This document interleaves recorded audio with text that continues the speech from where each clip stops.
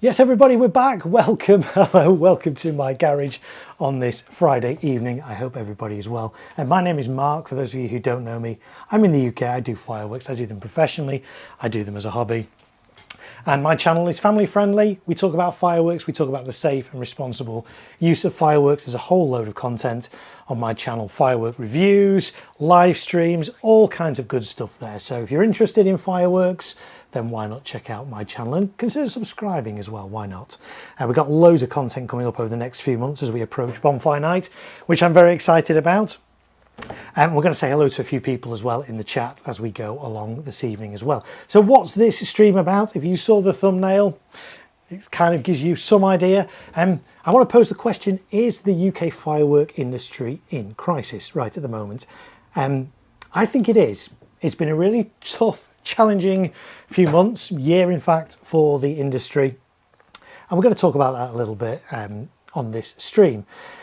Now, it's not the first time the UK firework industry has gone through some hard times. Obviously, we've all been through COVID, 5-6 years ago now. And of course, during COVID, everything shut down. There were no big firework displays. And yeah, businesses suffered. But back then there was compensation available, there was furlough, there was various different things. And actually the retail market for fireworks boomed because everybody was doing their own back garden displays rather than going out to all the big cancelled displays. So we kind of got through that. It was tough, of course it was. 2026 is proving to be a really tough year, I think, for the industry. So that's what I want to talk about on this stream. Again, these are my views, they're my own personal views. It doesn't necessarily reflect the whole of the industry. There's lots of varied views across the industry and I appreciate that. But I want to talk about my views and where I think the firework industry is currently at here in the UK. Let's say hello to a few people though first who have come in. Craig was first in the chat, says hello. Hello Craig. Bulletproof Mum, hello, welcome in. Good evening, hope you've been well. I have, I hope you have as well. Yeah, Craig says, good evening Mark, I hope you and the family are still well. Hoping to see you all at Southport, fingers crossed. Yes, I'm sure we'll talk about that later on this stream as well. Is Southport going to go ahead? I don't know. We'll cover that in a little while. There's lots to cover on this stream. I don't know how long we're going to stream for. Maybe an hour or two. We'll see. There's three main topics that I want to cover, and we'll cover those in some depth. So we'll give it a few minutes just to let some people come on, because this is a bit of a surprise stream. I only decided I was going to do this, well, kind of late last night. And I only put the thumbnail out a couple of hours ago, so people may not realise this. I don't go live on a schedule. I don't stream every Friday night. I don't know, maybe I should. What do you guys think? Maybe we should have like a Firework Friday thing and make it a regular thing live from my garage. I don't know. We'll see. Maybe. But yeah, so I'm wanting to do this stream because I know people in the industry are really struggling at the moment, and you guys might not be aware of kind of what's going on, what's been happening this year. So I wanted to kind of give you guys a bit of inside information on what's been happening and kind of where we are and where we go from here. So yeah, so that's what we're going to do. So I've put together a PowerPoint. I know, I was up late last night. You know, guys, I prepare for these streams. Actually, if you've been watching my live streams before, you know that's not true. These are all ad hoc. I have no script. We kind of just go off in all kinds of tangents and who knows where we'll end up. But we have a lot of fun along the way, I hope. So let's go over to this. So we can go multi-screen. Again, that's one of my kind of cool things we can do on this stream. So first thing I want to talk about on this stream, and you guys are welcome to chip in on the chat, because I do want to hear your views on this. I really, really do. Because I know there's lots of different views on things. So do chip in on the chat and we will read some of those out. We might even put some up on the screen as well. Brad 1505 says hi there with a little emoji there. Hello Brad, hope you're well. Thanks for joining me on this stream. Right, okay, so let's get right into it. What do I want to talk about first? Let's rewind a bit. Let's rewind a few months ago and let's talk about China. In particular, a place called Liuyang. I don't know if I've pronounced that right. There's going to be lots of Chinese names in this stream and I'm not going to pronounce them all now. So I apologise to anybody in advance who might be offended by my mispronunciation of Chinese names, but bear with me. So Liuyang Explosion, yeah, what happened? You might have heard about this on the news, you might not. I'm going to give you a quick overview of what's happening. Bearing in mind this is a family friendly stream, so we're not going to go into too much depth on some of the aspects, but let's go through what happened. So there was a fatal explosion at a fireworks plant on the 4th of May this year, around 4:45 in the evening. I won't even try and pronounce the name of the fireworks plant. Well, okay, I said that, I'm going to. Haosheng. Apologies. Anyway, there was an explosion there. It was fatal. So obviously there were some fatalities. And you can see there the death toll was quite high and lots of people injured as a result. So it's very serious, not a laughing matter. It reinforces just how dangerous fireworks are. You know, we do have a lot of fun on these streams, absolutely, but safety is always first and foremost the most important thing. And at the end of the day, fireworks are explosives, they're dangerous. Firework factories where they manufacture them over in China, they can be dangerous areas as well. So there's a big explosion there, lots of people injured, and sadly lots of fatalities. And of course our thoughts do go out to all their families as well, and everybody that's been affected by that. So this particular factory did have quite a poor safety record. They were fined earlier this year for mixing oxidizers and reducing agents in a workshop, which it shouldn't have been doing. It should have been doing that in a separate shed, in a proper bunker and all that, and it looks like it potentially wasn't. I don't know, there's still an investigation going on, but that's where the explosion was. And I say they've had poor safety records at this particular factory. So as a result of this explosion on the 4th of May, the Chinese government immediately halted any further firework production in the region whilst extensive safety checks were carried out. And that meant that 431 fireworks factories, 431, it's a lot, isn't it? Across Hunan, the province where Liuyang is, were ordered to suspend production immediately for safety inspections, and neighbouring areas followed suit as well. So that's a brief kind of what happened. I'm not going to show you photos. Again, this is a family-friendly stream, but that's essentially what happened back in May. So what are the knock-on effects of that for the UK? Well, there we go. Liuyang makes around 70% of China's firework exports, and the Hunan province itself, their output last year was worth £5.5 billion. That's around 7.5 billion US dollars. That's big. So a province-wide shutdown is felt globally. Now in the UK, some 2022 stock was already finished and in transit before the 4th of May, and importers and retailers here do have existing stock, plenty of existing stock in the UK. So don't worry, you will still be able to buy fireworks for Bonfire Night this year. The shelves are not going to be bare. The hardest hit though are brand new items for 2026. There were a lot of new items going to come in this year. A lot of those are now not going to come in. As you can see there, the brand new product lines not mixed or pressed when the shutdown hit. Many won't be made and shipped in time. So my understanding is this impacts big rockets. There are still lots of rockets available in the UK, don't worry. But a lot of the big rockets that were meant to come in this year are now not going to come in. Some other products as well. Quite a lot of professional products as well are not coming in. So it's having a knock-on effect mainly on new items this year. Older items that have been made in the past and will be made again for this year, most of those are coming in, but some brand new products are sadly not going to come in this year. So, and yeah, let's talk about consumptive production. What's that? That's quite complicated. But in China, the government had this scheme after this event called the Consumptive Production Scheme from around mid-May, and it lets approved factories finished product that they were kind of working on. They're not allowed to mix new product or start new products, but they're allowed to finish products that were kind of half finished, if you like. So it's not a return to normal manufacturing, but that's kind of what happened from mid-May. By the end of this last month, by late July, production had largely resumed. Well, I say resumed, it was still ramping up across the province, but there are tougher permanent safety restrictions, meaning even restarted factories face a tighter overview. I heard that like the Chinese government are putting like CCTV into all these factories that they can remotely monitor and keep their eye on things like that. So all these additional safety measures is slowing down production. So that's the knock-on effects that it's having here in the UK. So as well, container shipping, there's been a backlog because during the shutdown, of course, nothing was shipping. things were building up, so that's still constraining supply. And also China to UK shipping, container shipping costs jumped around 75% for 20-foot containers, or 66% for 40 foots back in June. Lots of reasons for that. One of them, of course, is wars and shipping and all those kind of things that are happening have pushed up prices as well. And of course, the longer inspection and restart delays is pushing up costs industry-wide. So what's the net effect?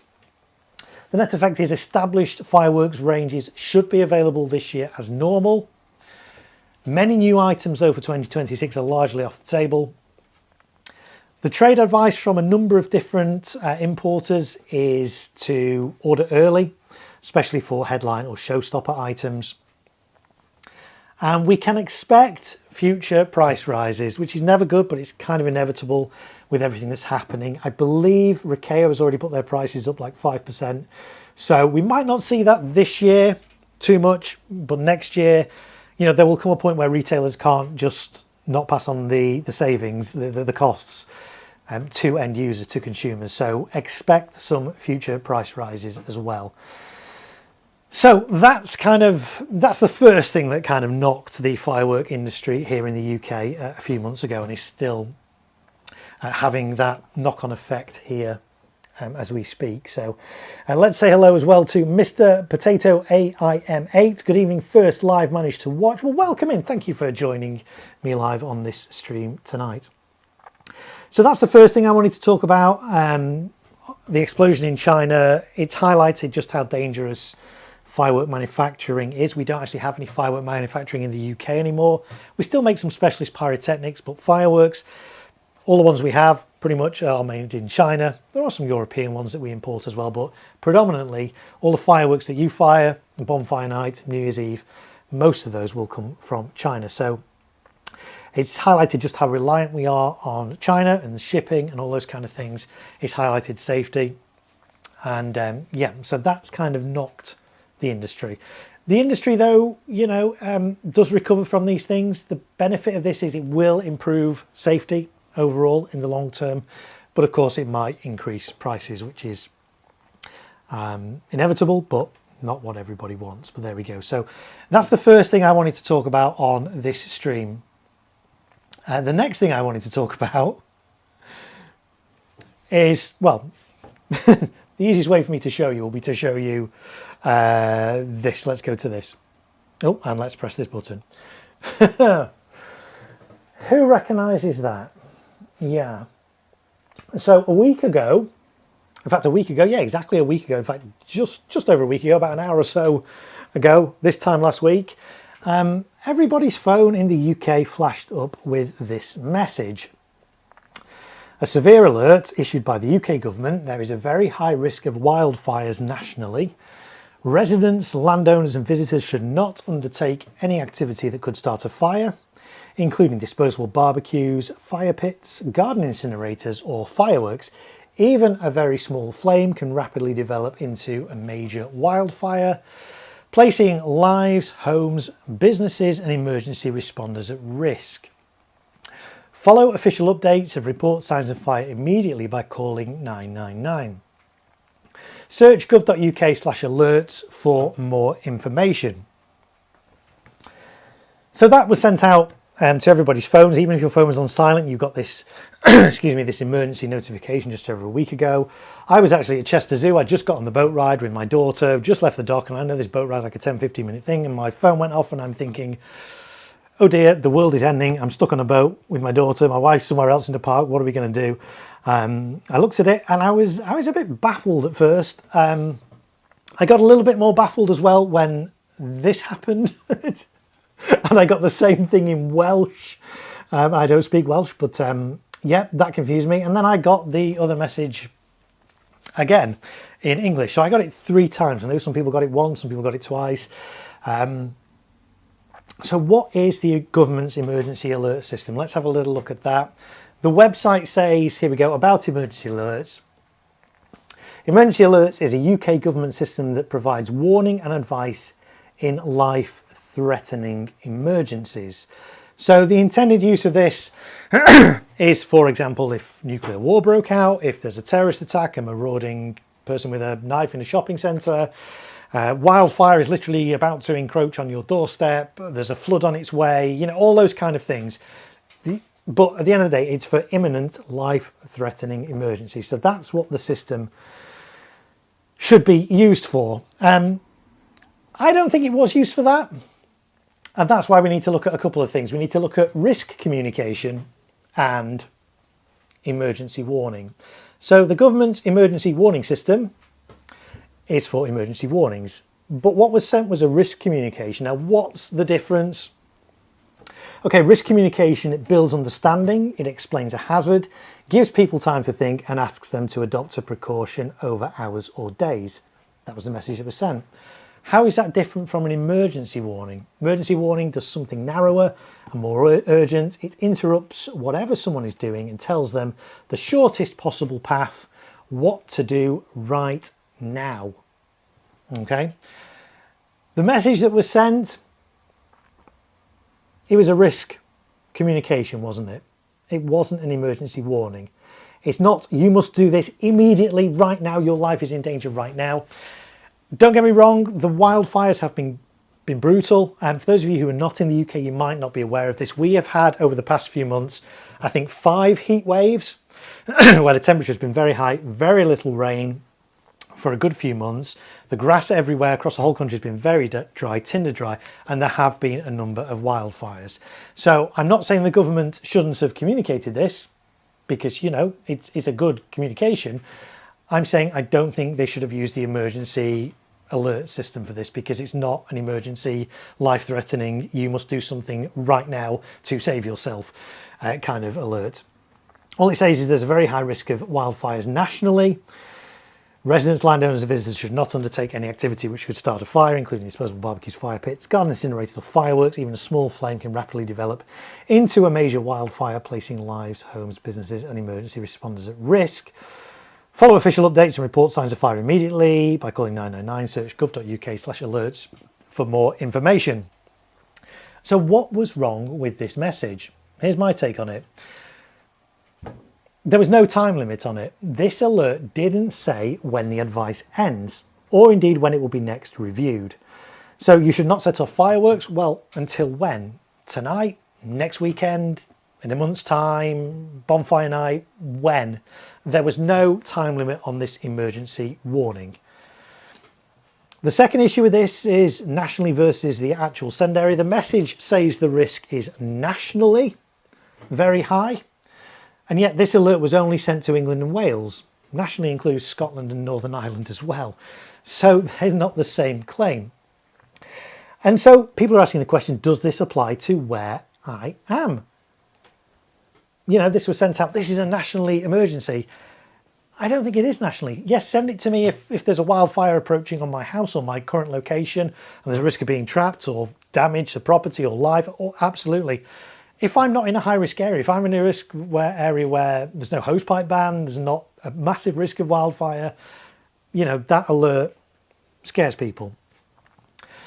And then also follow official updates named absolutely no one. Who do we follow for updates? The national government, the local fire service, the Met Office. We're asked to follow something in that alert without being told what.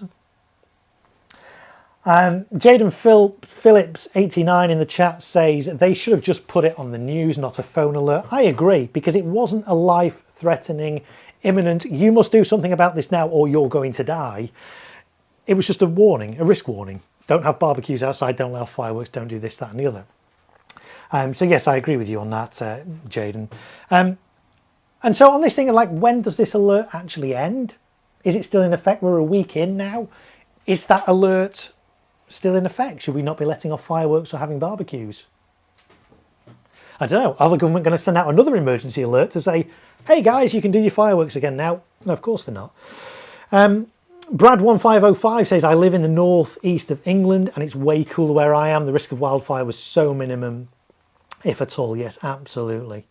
But again, I do appreciate there are parts of the UK where wildfires have been devastating, they've destroyed homes, and I get that.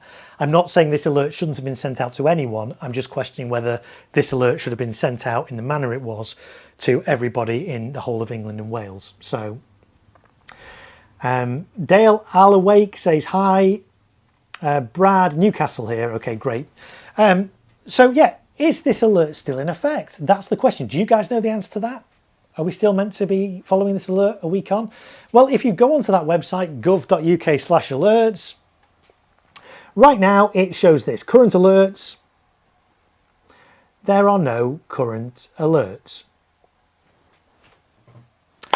So can we take that to mean then that that emergency alert that went out a week ago is no longer applicable?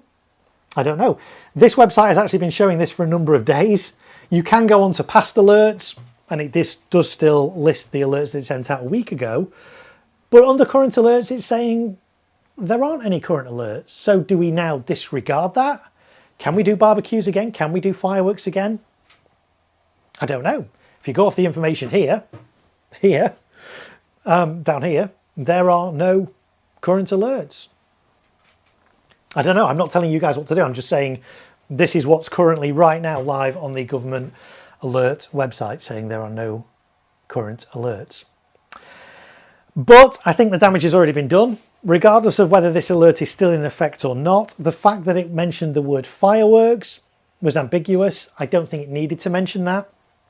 I do accept that one of the wildfires, actually near me up in Oldham, which I could smell even though I'm 20 odd miles away from it, was apparently caused by people letting off fireworks. But that in itself was illegal. It was public land and they were letting off fireworks. They shouldn't have been doing that.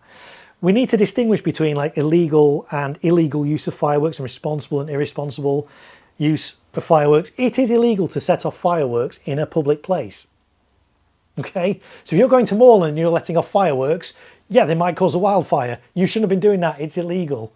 So did the government alert need to say, don't do fireworks? That wording has basically lots of people who are anti-fireworks, and I do get that not everybody likes fireworks. I do get people are opposed to fireworks. I do understand there's lots of different viewpoints, but lots of people have jumped on that. Oh, the government has said you can't do fireworks. Full stop. End of story.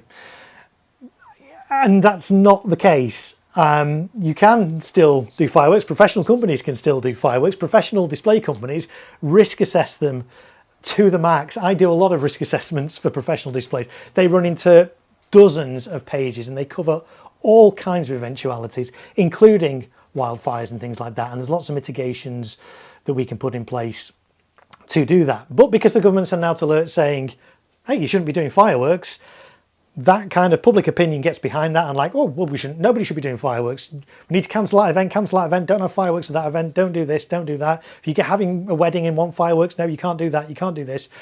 So it's kind of gone a little bit crazy. Let's catch up on a bit of chat. David says that where I am in Wales, we had massive fires and wildfires, still smoking now and stinks. Yep, this is it. I'm not saying there's not been an issue with wildfires.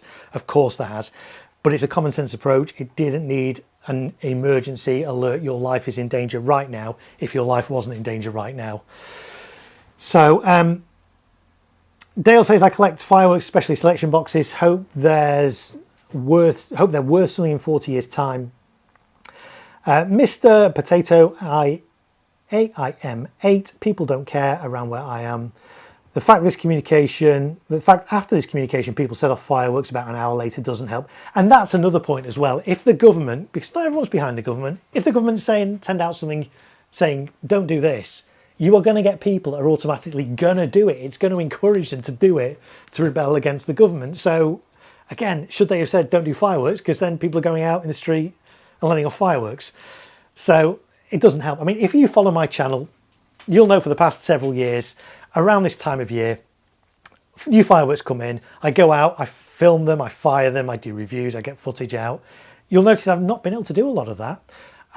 Partly because not a lot of fireworks have come in, but also partly because I've said, no, I'm not doing that at the moment because it's too dry. It's just common sense to do that. But I don't need the government sending out an emergency alert to the whole of the population of England and Wales saying, you shouldn't be doing fireworks until who knows when.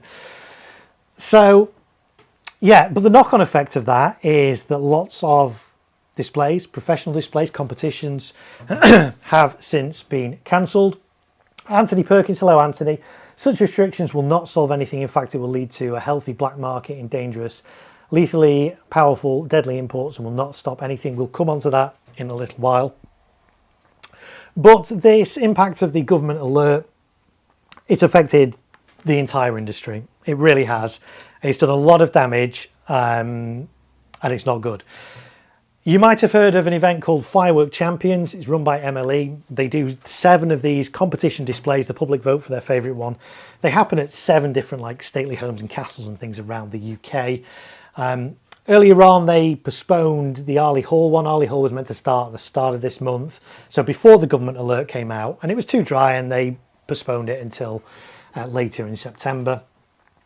The government alert came out, and as a result, they've now cancelled Newby Hall, which was meant to be tomorrow, and Eastnor Castle, which was meant to be in a couple of weeks' time. They've now been cancelled. Okay, now there are legitimate reasons to cancel displays, of course there is, and Wildfires is one of them. But it does make you wonder how much pressure the organisers and indeed the venues have been put under by the public after that alert went out. Because if that alert's going out saying, hey, you shouldn't be doing fireworks, you've got members of the public going to the venue saying, why are you letting fireworks happen in your venue? You know, and so it's a bit of a PR nightmare. And so, yeah, 2 of these events already have been cancelled. One's been postponed. I say cancelled, none of them have actually been cancelled. They've been very clever. They've been postponed till next year. So tickets are valid for next year. So the organisers don't lose money in that regard. They don't have to refund your tickets because your ticket just transfers to next year. But what we've got to think about here are the display companies. Now, the display companies, at each of these events, I think there's 3 display companies plus a closing display. So four display companies who have designed shows, bought in products for these shows. These are, you know, thousands of pounds worth of fireworks they bought in for these displays, and these displays have now been shelved. So these display companies are out of pocket. They don't get paid for these competitions until they've actually kind of done the competition. So they get nothing if their event gets cancelled or postponed. So, yeah, that was Firework Champions. And yeah, as I say, Arley Hall's already been moved. It was meant to be earlier in the month of August. It's now been moved to September. They didn't really communicate that very well. Emily haven't been great at communicating about these changes. They just suddenly put it out that Arley Hall is this date. They didn't say it had changed, just like this date, and everyone's commenting saying, what? I thought it was on this date. Why is it on this date? They did communicate a little bit more about Newby Hall, or rather actually Newby Hall themselves did. This is what newbyhall.com put on their website. Important update for the Firework Champions at Newby Hall. Following further discussions between Newby Hall and the Firework Champions, we've jointly made a difficult decision to postpone this year's event till next year due to extremely dry conditions in the surrounding countryside. This has created an increased risk around large-scale firework events. Your existing booking has already been transferred. So that was about Newby, and then they posted something a day or 2 ago about Eastnor. Very similar story. Following discussions, jointly made a difficult decision to postpone the event. Conditions in the surrounding countryside are extremely dry, and after consulting the particular circumstances at the venue, considering the particular circumstances at the venue. So again, you see that's a little bit cryptic. Considering the particular circumstances at the venue, does that mean the venue's been saying, we've had a lot of people on the phone saying, you shouldn't be doing fireworks, we're going to cancel it? I don't know. That's me speculating. That's not what it says, but the way it's worded, you know. Yeah, we believe this news is not what everyone wanted, but we believe making a clear decision now is preferable to waiting until much closer to the event. David is in the chat. David says, can you say hello to Courtney and myself from Wales? Yes, I can. Hello, Courtney, and yourself, David. Cobwebs and Catnip. I like that name. I think they've been trying to ban fireworks for years now. This is a perfect opportunity to do it. Yes, I have heard some conspiracy theories that the government did put in that word fireworks into that alert to try to kind of ban fireworks in kind of like a back doorway. I don't know if that's true, but I know some people believe that. Brad says due to El Nino, the effects are going on into next year. It's quite feasible that many venues will postpone again next year. Yes, I've heard that. I've heard we're going to be in for a very, very wet autumn, winter, but then next year it's going to be even hotter and more heat waves. So yeah, we may face this issue again next year. And what are Firework Champions going to do then? Are they going to say, well, cancel this year, 2027, your tickets are now valid for 2028? You know, we've got to have a solution here. We can't just keep kicking the can. We've got to be able to find a way forward on this. So that's Firework Champions. As I say, lots of teams have bought displays, designed displays. They're now not able to do them this year. There's at least 8 teams so far this year that have now been told you can't do it now till next year, so they're all out of pocket. Another big display that we have here in the UK is Abingdon. Abingdon put out quite a lengthy statement, and they've postponed the International Fireworks Festival due to extreme wildfire risk. Now, their statement is actually quite interesting. I think it's worth reading some of it because I think it's actually quite interesting what they've put. So let me go through a little bit of that if we can. If I can get that up, there we go. So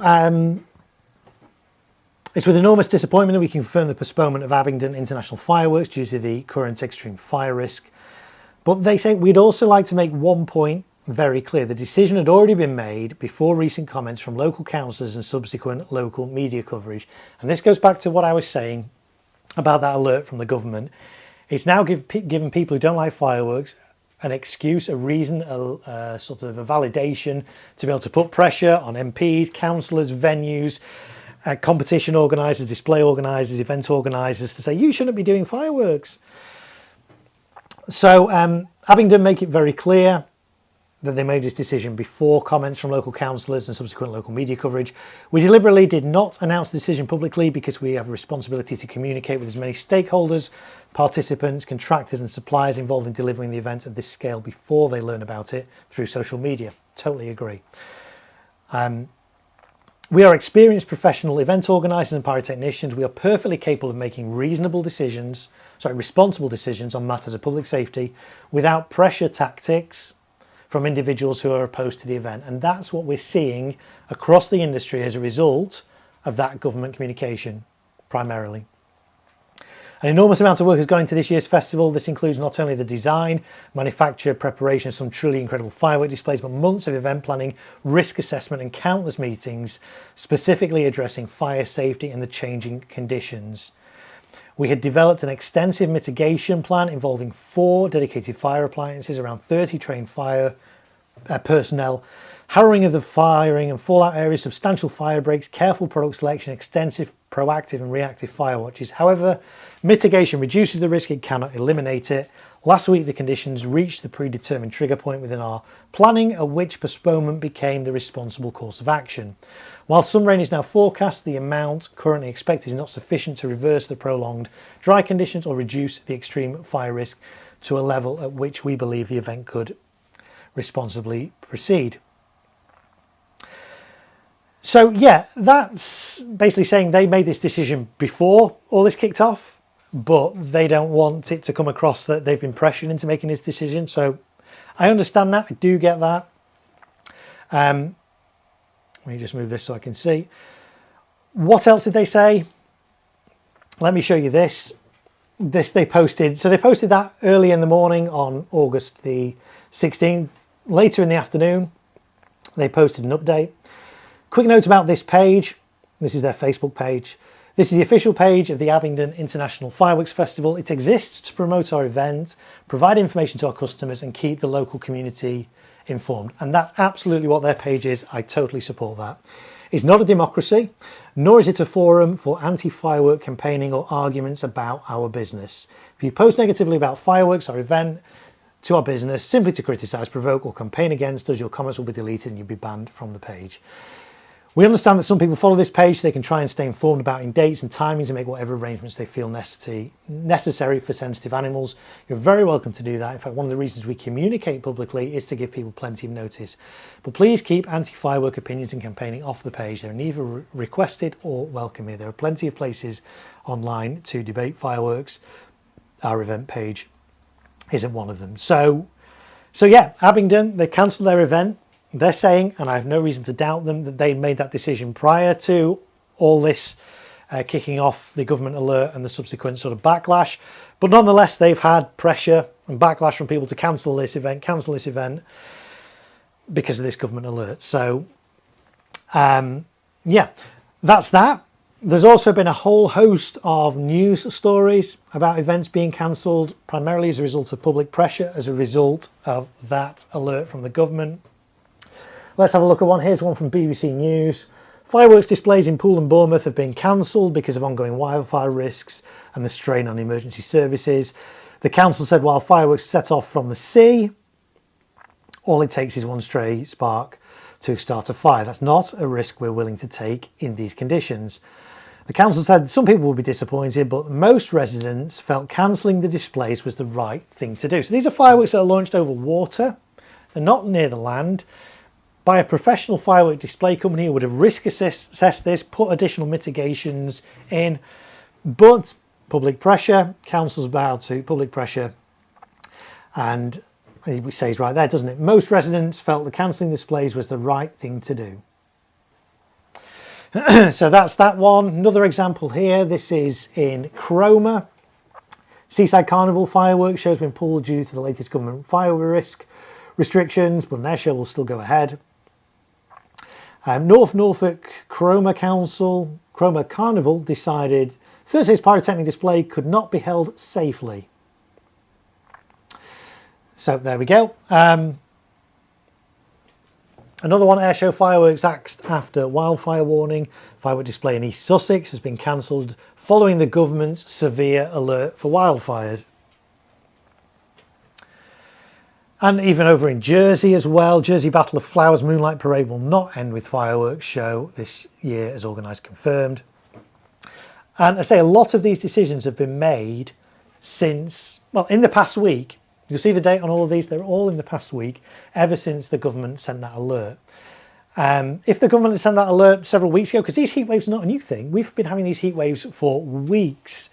And actually since then, this last week, where I am, certainly in the UK, we've had torrential rain. We've had lots of rain. My grass is actually starting to grow again now. And where I am, we never actually had a hosepipe ban as well. So we weren't that at risk from wildfires here. So in the past week, we've seen event after event after event being cancelled, primarily as a result of that government emergency alert saying, you know, you shouldn't be doing fireworks. One firework company has actually posted the effect that it's had on their business. They post this publicly, so I feel okay to share this. This is a company called Frontier Fireworks Limited, and they posted this a couple of days ago on their Facebook page. I'm sorry to have to write this post so that people better understand our position and that of the firework industry. We are a professional fireworks display company trading for 30 years, and we belong to the British Pyrotechnics Association, the BPA. We don't want to see any fires caused by fireworks, nor loss of land, wildlife or properties. Responsible companies such as ourselves will complete a risk assessment, method statement and make changes to adapt to dry conditions. This involves having more staff at displays, more firefighting equipment and monitoring of wind conditions. If a display is not deemed safe, then we would cancel, as we are a responsible company. We have never had a wildfire in our 30 years.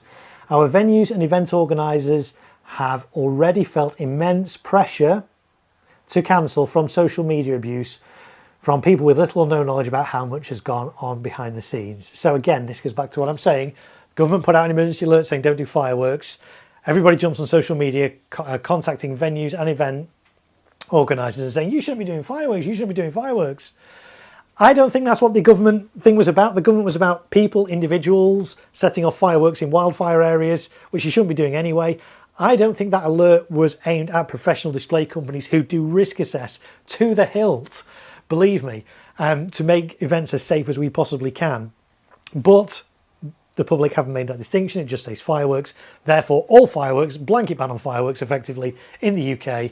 Everybody's jumped on social media, ringing venues, texting venues, tweeting venues, all those kind of things to say, oh, you've got this event on that's got fireworks. You shouldn't be doing that. The government said you shouldn't be doing that. So Frontier Fireworks go on to say, When Andy Burnham, for those of you who don't know, he's the Prime Minister here in the UK, sent that alert out, this had a significant effect on our business due to the word fireworks being included. It was sent out 7 p.m. on Friday the 14th, and clients cancelled all displays that weekend, and we are continuing to get more cancellations due to that alert right up until the end of August so far. We believe the word fireworks was left likely vague to force organisers to include professional displays, not just fireworks in people's gardens. That goes back to what we were saying a little bit earlier. There is some kind of conspiracy theories that the government put that word in to try and kind of get fireworks kind of off the agenda. In effect, our industry has been shut down due to this alert, say Frontier Fireworks. There is currently no compensation from the government. And that goes back to COVID, when all the display companies had to kind of shut down during COVID. There was a furlough, there was all kinds of grants available to keep businesses going. Here, firework display companies have had work, as we've seen here from Frontier Fireworks, cancelled basically. And they also go on to say that there is documented evidence that others had fireworks in London after the alert, and we mentioned that earlier. If you send out alerts saying don't do something from the government, there are going to be some idiots that do exactly that to rebel against the government. And Frontier Fireworks say there is documented evidence that others had fireworks in London after the alert that were illegally set off in the streets. And then he asks the London Mayor and the Prime Minister why these people were not stopped from having fireworks or arrested due to letting them off illegally in public places. This is purely about fireworks to show the inconsistencies that we experienced. We lack support from this government. This alert has reduced our display income by 70%, 70% this summer. During COVID, when our businesses were forced to close, there was a compensation scheme. It's unacceptable that there isn't one now. So that's what Frontier Fireworks posted on Facebook publicly a few days ago. Very open, very honest. That's their view. They're saying they've lost 70% of their business as a direct result of that one alert or 3 alerts. So however many of those alerts you guys got last week, the knock-on effect is professional firework display companies like Frontier Fireworks, and there are others, it's having a big detrimental effect on their business right now because people are cancelling displays.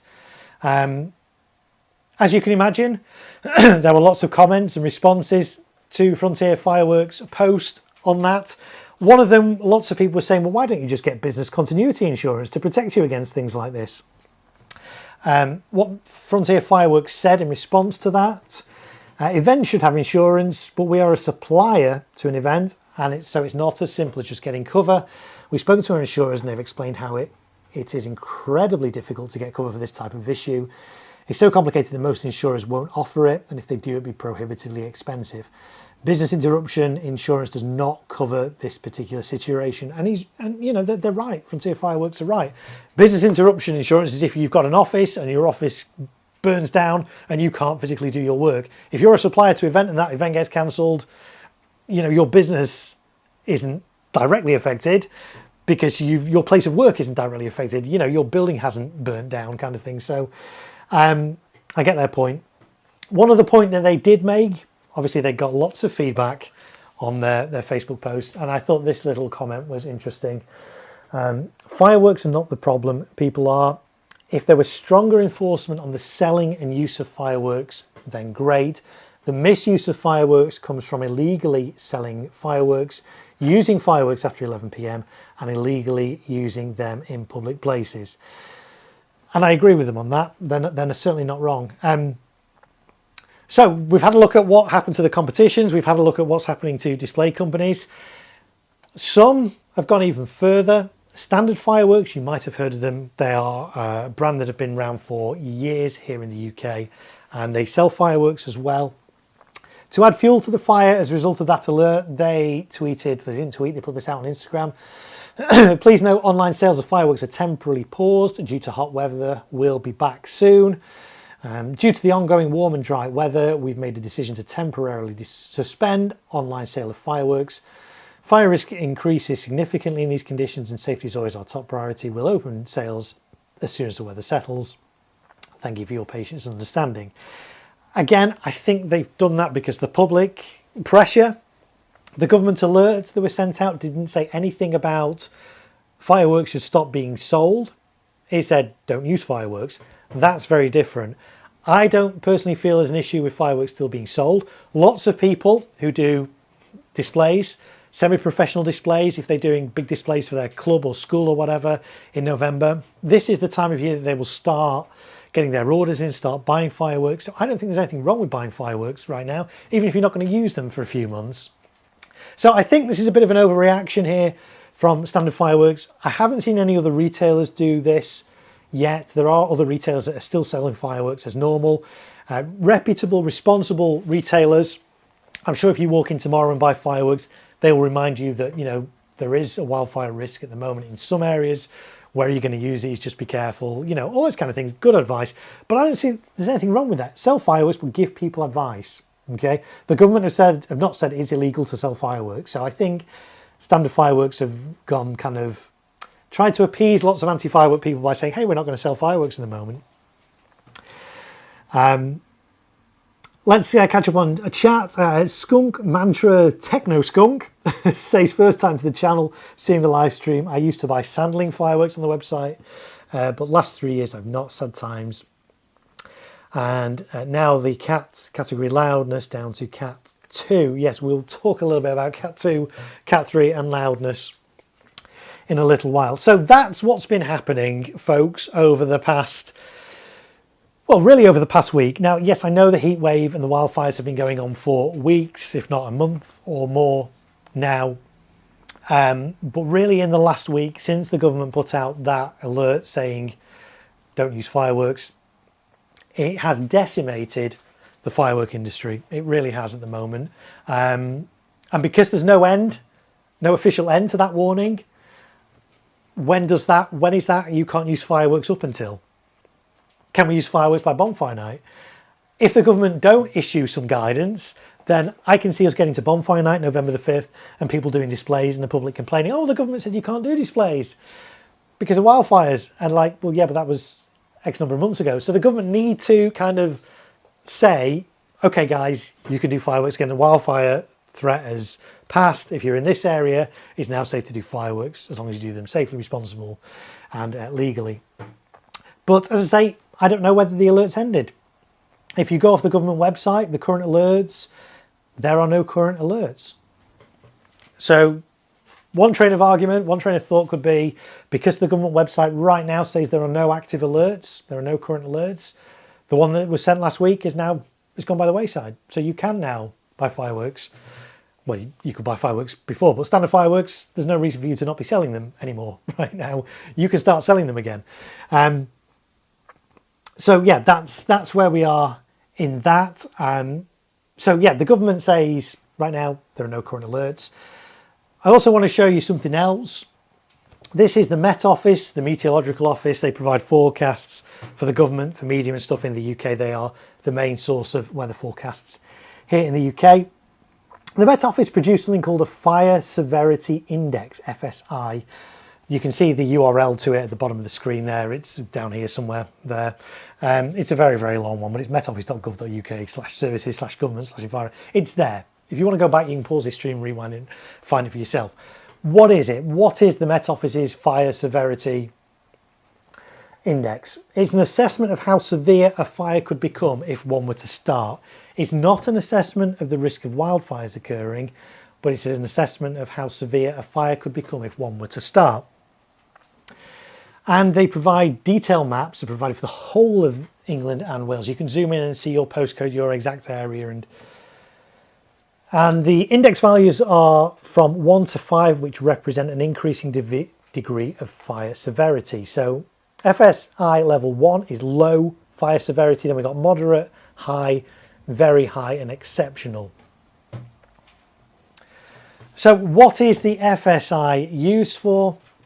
It provides a trigger for fire prevention restrictions on access land, and fire prevention restrictions aim to minimise accidental fires on access land vulnerable to wildfires by suspending access to them. How is the FSI calculated? The FSI uses information such as wind speed, temperature, time of year, rainfall to produce a fire severity assessment. To produce forecasts of fire severity, weather information from the Met Office operational forecast model is used. So let's have a look. We've explained what it is. Here's the FSI model. This was at 22 minutes past 6 this morning. This shows England and Wales, and you can see there the colour coding. So exceptional is red. There are still areas, well, I don't think there's actually any areas that are exceptional at the moment. There are some that are very high around the London southeast area, and there's still some that are high and moderate. But pretty much the whole of Wales, certainly the north of England now, is low risk of fire severity. If a fire breaks out, the Met Office deem it to be low risk. There's low risk in quite a lot of the country now. So if you couple that with the government's website saying there's no current active alerts, along with this data, you could, I guess, legitimately say, okay, that alert, that threat, that risk is now over. Let's kind of get back to some normality and try and move forward. So, yeah, so I thought that was quite an interesting map. Let's catch up on a bit more chat. And Kamara Brocade is here. Evening, Mark. I've been doing displays over 15 years and I've never seen so many negative comments on social media as I have since the government consultation was released. We'll talk about that in a little while. We're going to move on to that. The antis, so anti to people who are anti-firework people jumping on everything at the moment to push their agenda. Yes, I completely agree. And that's why I think the firework industry here in the UK at the moment is in crisis. At the start of the stream, we talked about all the issues with the firework explosion in China and the knock-on effect that's having on the industry here this year. We've now just been talking about the effects of the heat waves and more specifically that emergency alert that the government put out to everyone in England and Wales a week ago and the detrimental effect that's had on firework display companies and associated businesses here in the UK. But Kamara Brocade makes a very good point about a government consultation. This is the third threat, the third crisis, should we say, that's affecting the UK firework industry right now. So let's talk a little bit about that. So right now the government, the British government, have an open consultation on called Fireworks and Pyrotechnics on the UK. In the UK, it closes on the 7th of October. So in about 6 weeks time, something like that. And this is open. Anybody can respond to this consultation. And I do encourage you to do that. We'll talk a little bit about how you can do that shortly, but I do want to talk about this because it is a bit of a crisis for the firework industry, I think. So that's the link. I will put it in the chat. In fact, let me put it in the chat. I will also put it in the description of this video a little bit later on, but I want to put this link in the actual chat for this stream so that we've got it. There we go. There's the link in the chat now. Okay, so you can see it on the screen as well. gov.uk/government/consultation/fireworks-and-pyrotechnics-in-the-UK. It would be nice if they had a shorter URL for that, but there we go. It's in the chat. I will put it in the description and probably in the comments to this video as well. So that's how you can respond. You can also respond via this email address. You can email the government, the Business and Trade Department of the government directly at fireworksconsultation@businessandtrade.gov.uk. If you're old school, you can write a letter to Fireworks Sectors Policy Team, Office for Product Safety and Standards Department of Business and Trade, Old Admiralty Building, Admiralty Place, London SW1A 2DY. It's a lot of information. You'll be able to rewatch this stream. It'll be there. I'll put it in the description of the video. I will put it in the comments later as well. So those are 3 ways that you can respond.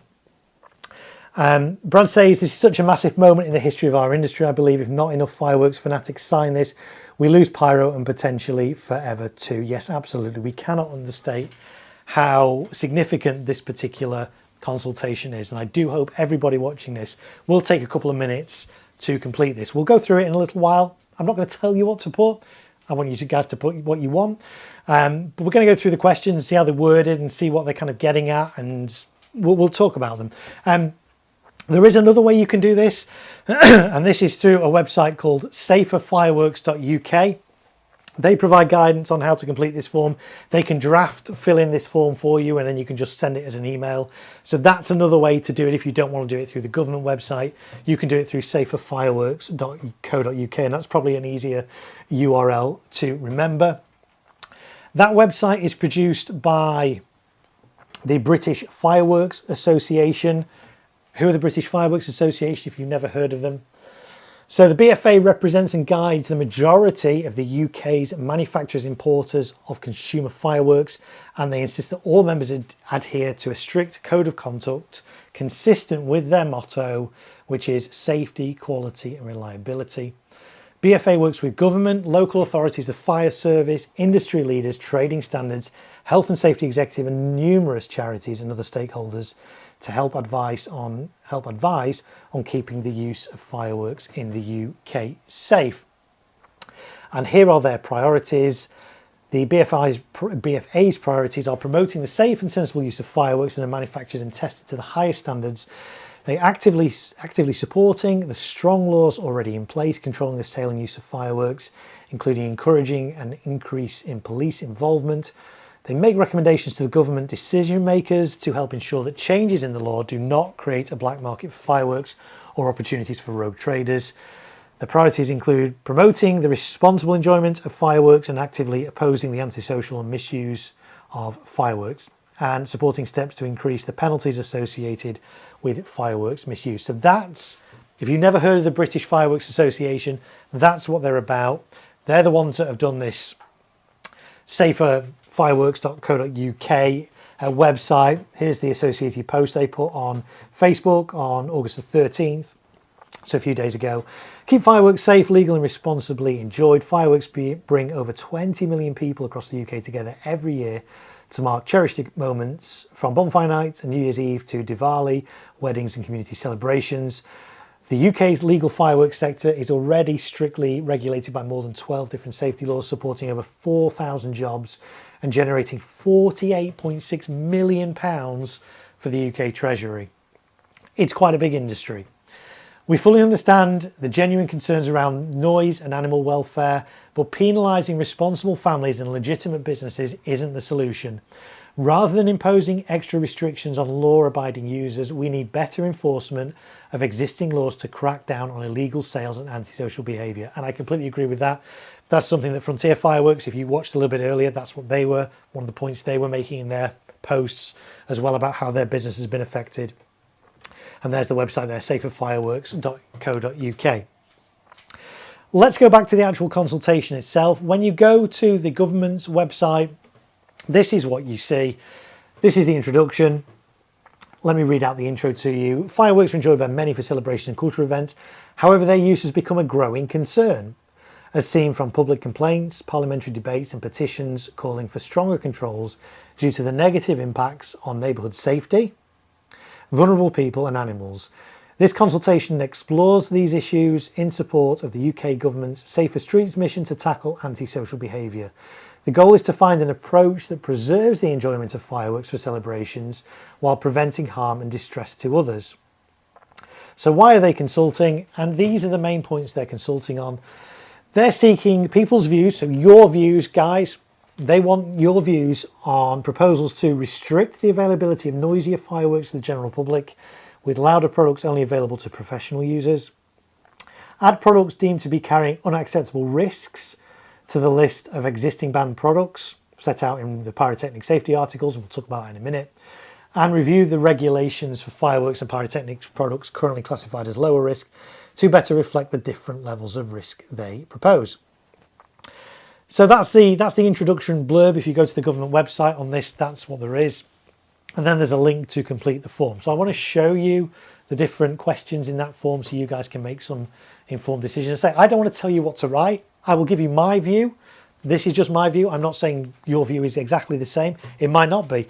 We'll also look at what the BFA's view is. And in some respects, actually, my view does actually slightly differ from that. So we'll go through all that. So when you go onto the website, and there's the URL again. If you want to do it, you can fill this in as we're talking if you want, guys. If you've not filled this in yet, why not load up that URL in your web browser whilst you have me in another tab, open another tab. Put that link in gov.uk/government/consultation/ it's there, it's in the chat as well. Click the link, go onto this if you haven't filled it in. It's really easy to fill in. It literally only takes a couple of minutes to do. We're going to talk through it though, so if you want to fill it in at the same time, by all means do. If you want to do this later, rewatch the replay and we can go through it again then. So it asks you for your name and your email address. That's all it asks you for. You don't need to put your phone number, your house number in, your area where you live, nothing, just your name. It doesn't even ask for your full name. So just your first name if you don't want to give your full name, and your email address. So that's on the first screen, and then the next question says, are you responding as an individual or on behalf of an organisation? So if you're an individual, select individual. If you're responding on behalf of an organisation, select organisation. If you do select organisation, you get one additional screen, which asks you for the name of your organisation, how many employees you have, and the type of organisation you are. If you selected individual, you don't get this screen. And then we move on to the question. So this is the first question that the consultation asks. And it's not multiple choice. Most of this consultation, there's a space for you to actually type in your own comments. The first question is, are there any particular F2 and F3, so consumer fireworks products, that you think the general public should not be allowed to buy? Please state which products and give your reason. So are there any fireworks available to the public which you feel shouldn't be available to the public? That is what this question is asking. This is what the British Firework Association's view is. Their answer to this question is no. There are no additional F2 or F3 products which need banning, and their justification is there. Why they take this view: the existing restrictions on consumer fireworks are already amongst the most stringent in Europe, and that's true. Category F2 and F3 fireworks are available across Europe, but we have some that are not available in the UK, even though they're available in other parts of Europe, despite them being F2 and F3. We have a lot tighter restrictions here in the UK on fireworks than a lot of places in Europe, and indeed around the world do. Legitimate consumer products undergo extensive safety testing, chemical composition limits, including strict flash powder controls and rigorous conformity assessments, and that's true, they do. There have been fireworks that have been, removed from sale in the UK because they've been tested and they've found that they don't comply with the restrictions. So we have some really tight restrictions already here in the UK governing consumer fireworks. Further bans on compliance, highly regulated products will do absolutely nothing to reduce antisocial behaviour. And that's absolutely right. I agree with them. We've seen in other countries where there's been firework bans, people still let off fireworks. It just encourages a whole black market of fireworks coming in illegally. And that opens up a whole new can of worms, a whole new set of problems. So I agree with the BFA on that. Individuals who engage in fireworks misuse or street disorder often do not purchase through legitimate legitimate high quality products from licensed brick and mortar retailers. They source illegal non-compliant explosives from social media bootleggers and international black markets. That's true to a point, I think, but individuals who engage in fireworks misuse, some of them do buy them from legitimate retailers. When you buy fireworks from a firework retailer, they don't necessarily ask you, what are you going to use these for? Most firework retailers won't even kind of let you know that actually it's illegal to let off fireworks in a public street. It's actually illegal to let off fireworks within 15 metres of the centre of a road. So if you've got a front garden on your house and it's less than 15 metres from the centre of the road, it's illegal to let off fireworks there. These things, there's a lack of education in the UK for consumers about fireworks. And really retailers, I think, could perhaps do a little bit more to make people aware of what they can and can't do. Some do, don't get me wrong. I've actually been in a fireworks retailer. I won't name them, but I was in a fireworks retailer a year or two ago where somebody came in, a young lad, asking if they've got any of those candles that you hold. And the retailer was very, very good with him and saying, no, we don't stock those. They're illegal in the UK. There are no such things as candles that you can hold. Here, why not have some sparklers instead, kind of thing. Handled it really well. But so people are going into legitimate retailers or buying from legitimate online retailers and then misusing them. So I get what the BFA are saying. Some people are getting them through black market, Facebook and all that, but others are getting them from legitimate retailers and then misusing them. So it's a little bit of a weak argument, I think, there from the the BFA on that point. But banning additional legal categories simply penalises law-abiding families, true. Destroys the commercial viability of multi-generational UK retail businesses, true. And actively drives consumers directly to hands of unregulated, dangerous black market operators. So yeah, the BFA's, the British Firework Association's view on the answer to that first question is no. There's no additional products that the public should not be allowed to buy. Now, I'm going to differ a little bit here. Again, this is just my personal view. I think there is a set of products, F2, F3 products, that I personally would like to see banned. Controversial, I know you'd think, oh, I'm all about fireworks, I don't want to see any bans. And BFA say, no, we don't need to ban anything. There is one set of products that I think we should ban. Bear with me on this, folks. It's these things. Big Roman candles that are designed to look like ammunition that are being used for ammunition. So here, 380 shots, Gatling gun. We've got another Gatling Extreme or Gatling Barrage. We've also got this thing here, big salvo, and this one even came with a handle on, supposedly to aid in transportation. But the net result is this is one of the biggest things that people are misusing. I see so much footage of these being held. Okay, these are not handheld fireworks, folks. They're not designed to be held. There's a big spike on them. You're meant to put them in the ground. In other countries, they hold them, and that's why you can see footage. In fact, I've seen retailers that have put footage out of these being held, and it's like, come on, guys, be responsible. These are not handheld fireworks. They're not fireworks that you're meant to point at people or fire at people or use like ammunition or guns. They're Roman candles. They are big. I've actually got one. Let's go to this camera. This is one I kind of took apart. This was Aurora Borealis. This is from Pyroworks. They brought this in a number of years ago. Aurora Borealis. It's since been rebranded to Big Salvo. You just saw a picture of it.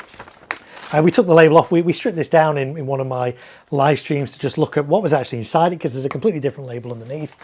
But these are big. These are big units, and they come with a big spike. Again, designed to go in the ground, so this fires up vertically. But you see people holding these and firing these, and it's not. And inside here, the actual size of the candle inside, it's only that long. It's only that long, and yet the tube is almost double the length. And so in some countries, it's absolutely fine to hold these. You could hold these because actually there's no firework in this bit. The firework's here. So in some countries, it might be absolutely fine to hold these. In this country, it's not. It's illegal. This is not a handheld firework. So I am not saying I want to see all Roman candles banned. I do not. There are some great Roman candles out there. What I want to see banned is fireworks like this that have labels making them look like guns or ammunition. I want to see a ban on retailers being allowed to sell handles for these or other bits to make them into like guns. I want to see a ban on footage being allowed to be put out by retailers and stuff on these. I'm going to give you a couple of examples now. I'm not going to name names, but these are some real examples. Let's go over to this one. This was put out a year or so ago by a firework retailer. Again, I'm not going to name them. This was on their social media. This was one of those Roman candle barrages, and they were showing it with this kind of handle, making it into like a big weapon. No, this is the sort of thing we need to ban, folks. I don't think we should be allowed to do these. Another one here. This is a still from a video from another UK retailer that was advertising these Gatling guns, for want of a better word. Another one here. This is a still from a video. This was taken in the UK of somebody firing one of these at people. There's people in the background there. I'm not going to show the actual video. This is just a still, but that's 3 examples in the UK of how these particular fireworks are being misused. And I think if we got rid of these particular types of fireworks, that would massively help the antisocial use that we see on the streets, because this is kind of the weapon of choice, if you like, of a lot of people. So we need to make sure these are not marketed or branded as being anything related to ammunition or guns. Let's give them some nice fancy princess packaging, make them all sparkly pink and call them Princess Twinkle Toes or something. Even just something as simple as that. Take the handles off, don't sell any attachments to them, call them something else, and I think that might solve the issue. So in answer to the question, are there any particular F2 and F3 fireworks the general public should not be allowed to buy? Yes, I would say these specific ones, but not all Roman candles. I do not want to see a ban on all Roman candles. There are some amazing Roman candles out there by the likes of Vivid and Celtic and Zeus and a whole host of other ones as well, but they don't have handles.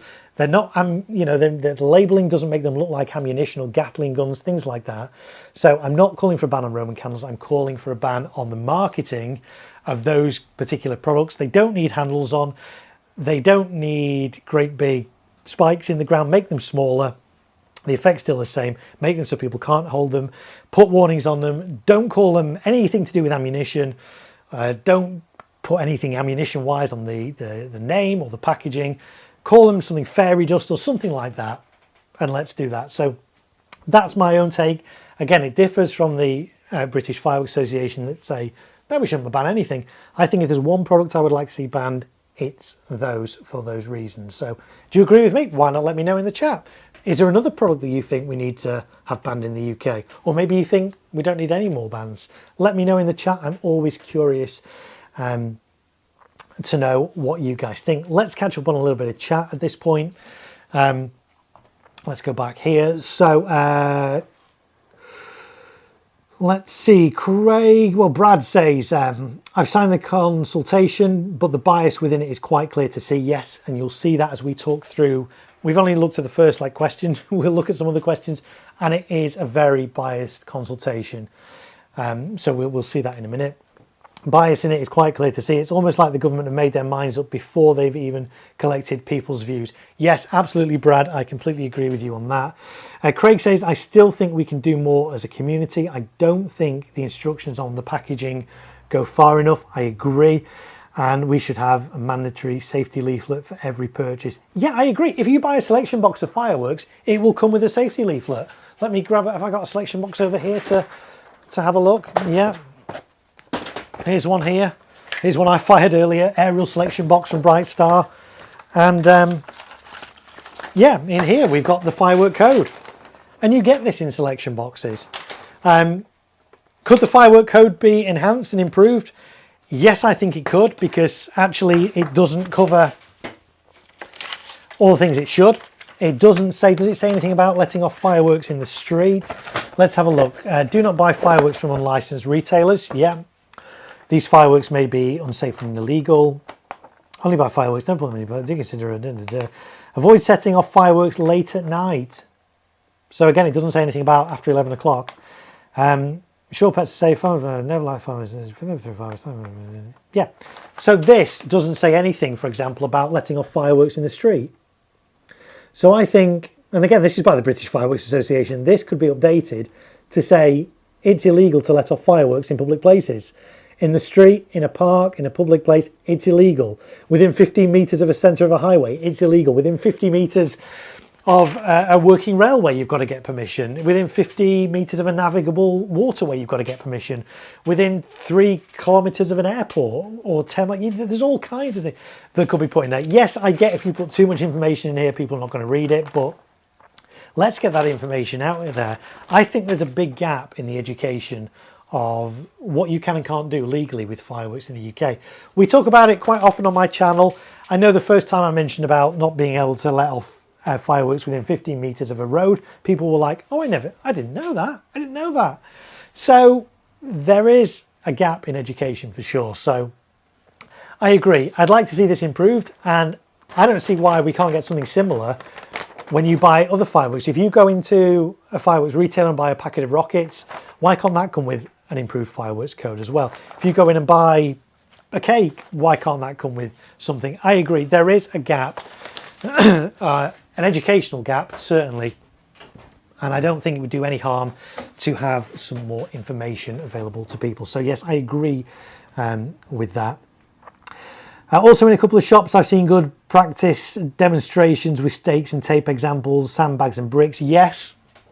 Again, I know some retailers that have screens up that will show you the fireworks in the effects of the fireworks, but also show you how to safely set up. And let's be honest, most reputable retailers will give you advice. If you say to them, I'm going to buy this firework. How can I safely use this? How do I secure this? How do I stop it? A reputable retailer will give you that advice. But again, you have to usually ask for it. It's not necessarily always forthcoming from the retailers. So yeah, additional information, education, absolutely.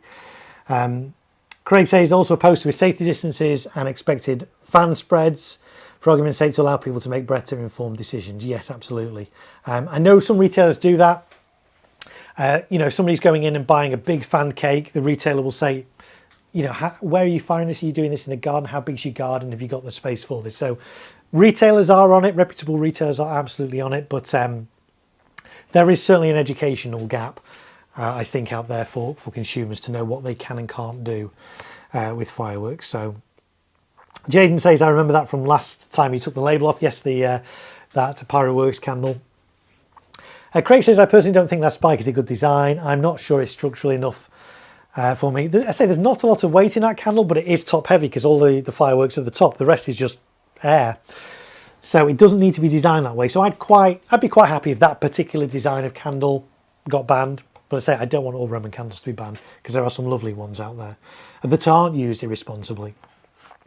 Trading standards should be cracking down on those now under current legislation. Yes, and that's another point. We have some really tight legislation and restrictions and laws here on fireworks in the UK. They're not very well enforced. I think if they were, I think it's a case of if there was better education for people to know what they can and can't do with fireworks, and if there's better enforcement, then I think that would solve a lot of the antisocial and misuse of fireworks that we see. It's like, you know, it's illegal to let off fireworks after 11 o'clock on most nights. I sometimes hear fireworks going off here at 1 o'clock in the morning, if not later, and it makes me so angry. I love fireworks, I love seeing it, but not at that time of the night. It's illegal, but, you know, is anything going to happen? No, people will complain about it on Facebook, of course they will, but the police are not going to stop one. If you let off one firework in the middle of the night, by the time the police got there, you've finished. There's no, you know, so I get that it's not that easy to enforce, but I do think there's an educational gap. I don't think everybody knows that it's illegal to let off fireworks after 11 p.m. on most nights of the year, for example. Let's have a look. If anyone has been close to a Roman candle falling and stars coming out the side, they will know how dangerous those are. Yeah. So yeah, Roman candles can be dangerous if they've got bursts, breaks. Well, all fireworks are dangerous. Let's not kid ourselves. That Pyroworks one and the other ones are Gatling guns. They just sort of shoot out stars that tend to be non-breaking. Sometimes they're crackling. They're still dangerous. That you shouldn't be firing them at people full stop. So, okay, let's move on then to that was question one. So I say that's my view. The BFA's view is different. Your view might be different as well. Do let me know in the chat. Let's turn now to question two. If more products are added to the regulation 33 ban list, what consequences might there be for consumers, industry, enforcement authorities, professional users and others? Please give your reasons. Now you might be reading that question and thinking, what is the regulation 33 banned list? Well, if you're like me, you're geeky and you do actually read these things. It relates to the Pyrotechnics Articles Safety Regulations from 2015. Section 33 lists a number of products that are not available, not allowed to be sold legally to consumers here in the UK. And they are an aerial wheel, sometimes that's known as a girandler or a crown wheel. It's a bit like a Catherine wheel, but instead of spinning like that on a post, you put it on the ground, it spins and it whizzes up in the air. They're not allowed to be sold to consumers here in the UK. You can get them, they're category F2, F3, you can get them in Europe. They're legal in Europe, but in the UK, say we have very tight legal restrictions here, they're not allowed. What else isn't allowed? A banger. Bangers have been outlawed for quite a while here in the UK. A jumping cracker, jumping ground spinner, a spinner, a mini rocket, a shot tube, which has a principal effect as a report. So other shot tubes are okay. Other shot tubes are allowed to have reports in, but as long as the principal effect is not a report, then that's fine. A battery containing bangers, flash bangers or double bangers, and a shot tube, I missed one, a shot tube where the inside diameter is greater than 30 millimeters. So again, in Europe, there are 40 millimeter shot tubes you can get, and they're perfectly legal in other countries. In the UK, we have a limit for consumers of a 30 millimeter tube. So again, it's already quite a tight restriction here. So the question is, should anything else be added to that list?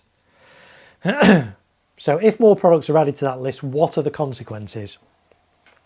So here's the BFA's view. BFA view is adding more products to the ban list would have severe negative consequences for consumers, industry, enforcement authorities, professional users and emergency services. And here's why they take that view. For consumers, banning more legal products will severely restrict safe, traditional, family and community celebrations such as Bonfire Night, Diwali, Chinese New Year and New Year's Eve. Deprived of safe, regulated items, consumers will either pay extortionate prices for extremely limited legal stock or turn online to grey markets and backstreet sellers to source prohibited products, significantly increasing the risk of domestic accidents and severe injuries. The black market already exists and greater restrictions will be a boon for it. For industry, the economic fallout would be catastrophic because the UK fireworks industry operates on an extremely long and highly leveraged supply chain. We talked about the supply chain at the top of this stream when we talked about the issues in China this year in shipping. With orders in manufacturing in China planned up to 18 to 24 months in advance. Sudden additions to the ban list would result in millions of pounds of instantly written off unsellable inventory. So that's the BFA's view. What do you guys think on that? What would be the effect of more products being added to that ban list? For me, kind of depends on what's added and the extent. We talked about those Gatling guns a little while ago. If a Gatling gun type firework got added to that list, would it have a severe detrimental effect on the industry? No, because it's one product, it's one product line. Okay, yes, different brands have their own version of it, but it is effectively just one. Taking that out of circulation, I don't think would have a detrimental effect. But if a whole class of fireworks were put on, if we say, we put all multi-shot cakes on there, that would have a detrimental effect. So it depends which products, if any, are added to the list. And let's catch up on chat. Brad says, I guarantee this, if fireworks get banned, then the country starts flooding with illegal products. Yeah, we've seen it in other countries. There's a video online, I think even on the British Fireworks Association, there's one that has something on their YouTube channel of saying, look, this is what happens if you ban fireworks. And it looks at like Hawaii, Ireland, places like that where fireworks have been banned. And on New Year's Eve, the amount of fireworks that goes off is incredible. It's more than ever. So there is a big black market that this would only promote. So that's the second question. Let's have a look at the third question. Do you agree that Regulation 33(1)(g) should be amended to make explicit that a firework comprising more than one shot tube is banned from sale to the public? So that is most fireworks. This is a cake. This is a multi-shot cake. It's called Tranquil by Evolution. It's got 16 tubes in here. It's a multi-shot cake. But we don't just have multi-shot cakes, we have multi-shot fountains. Here's a fountain, this has multiple tubes in. It's a multi-shot effect, as is this one. This is a combination fountain mine. So we have a whole host of fireworks. The vast majority of fireworks, I would suggest, in the UK have multiple tubes. So this is saying, do you agree that the regulation should be amended to basically ban these type of fireworks? And you can either agree, neither agree, or disagree, or disagree. Please give your reason. Now let's just have a look at Regulation 33(1)(g) so we know what we're talking about. It's what we talked about before. And here's 33(1)(g). It's talking about shot tubes. At the moment, shot tubes are banned if they only produce a report, which is a big bang, a salute, or if the inside diameter is greater than 30 mil. The government is suggesting that, hey, they want to add anything with more than one tube in to this list. What do you think? I think out of all the questions in this consultation, this is the one that is the most worrying, because if this goes through and the government ban multi-shot effects, that's it. It's game over, folks. The only fireworks that are going to be left in the UK will be basically fountains, sparklers, rockets. That's it. You wouldn't even get Catherine wheels. I mean, they've got more than one tube. Catherine wheels would go, Roman candles would go, cakes, barrages would go, compounds would go, a lot of fountains would go. You know, that's it. So this is the one. I'm not going to tell you to what to put. It's up to you what you put on this consultation, but this is the question that when I read it was the most worrying and concerning to me. So do you agree that multi-shot tubes should be banned, basically? Yes, no, or you don't care? And please give your reason. So do pay a bit of attention to this question when you answer it. because I think this is the most important question out of all of the ones on this consultation. Let's see what the BPA says. They strongly disagree. Not the BPA, sorry, the BFA. We mustn't get these confused. The BPA is the British Pyrotechnics Association. The BFA is the British Fireworks Association. The views I'm putting up here are from the British Firework Association, not to be confused with the British Pyrotechnic Association. So I just want to make that clear. So the BFA's view, strongly disagree.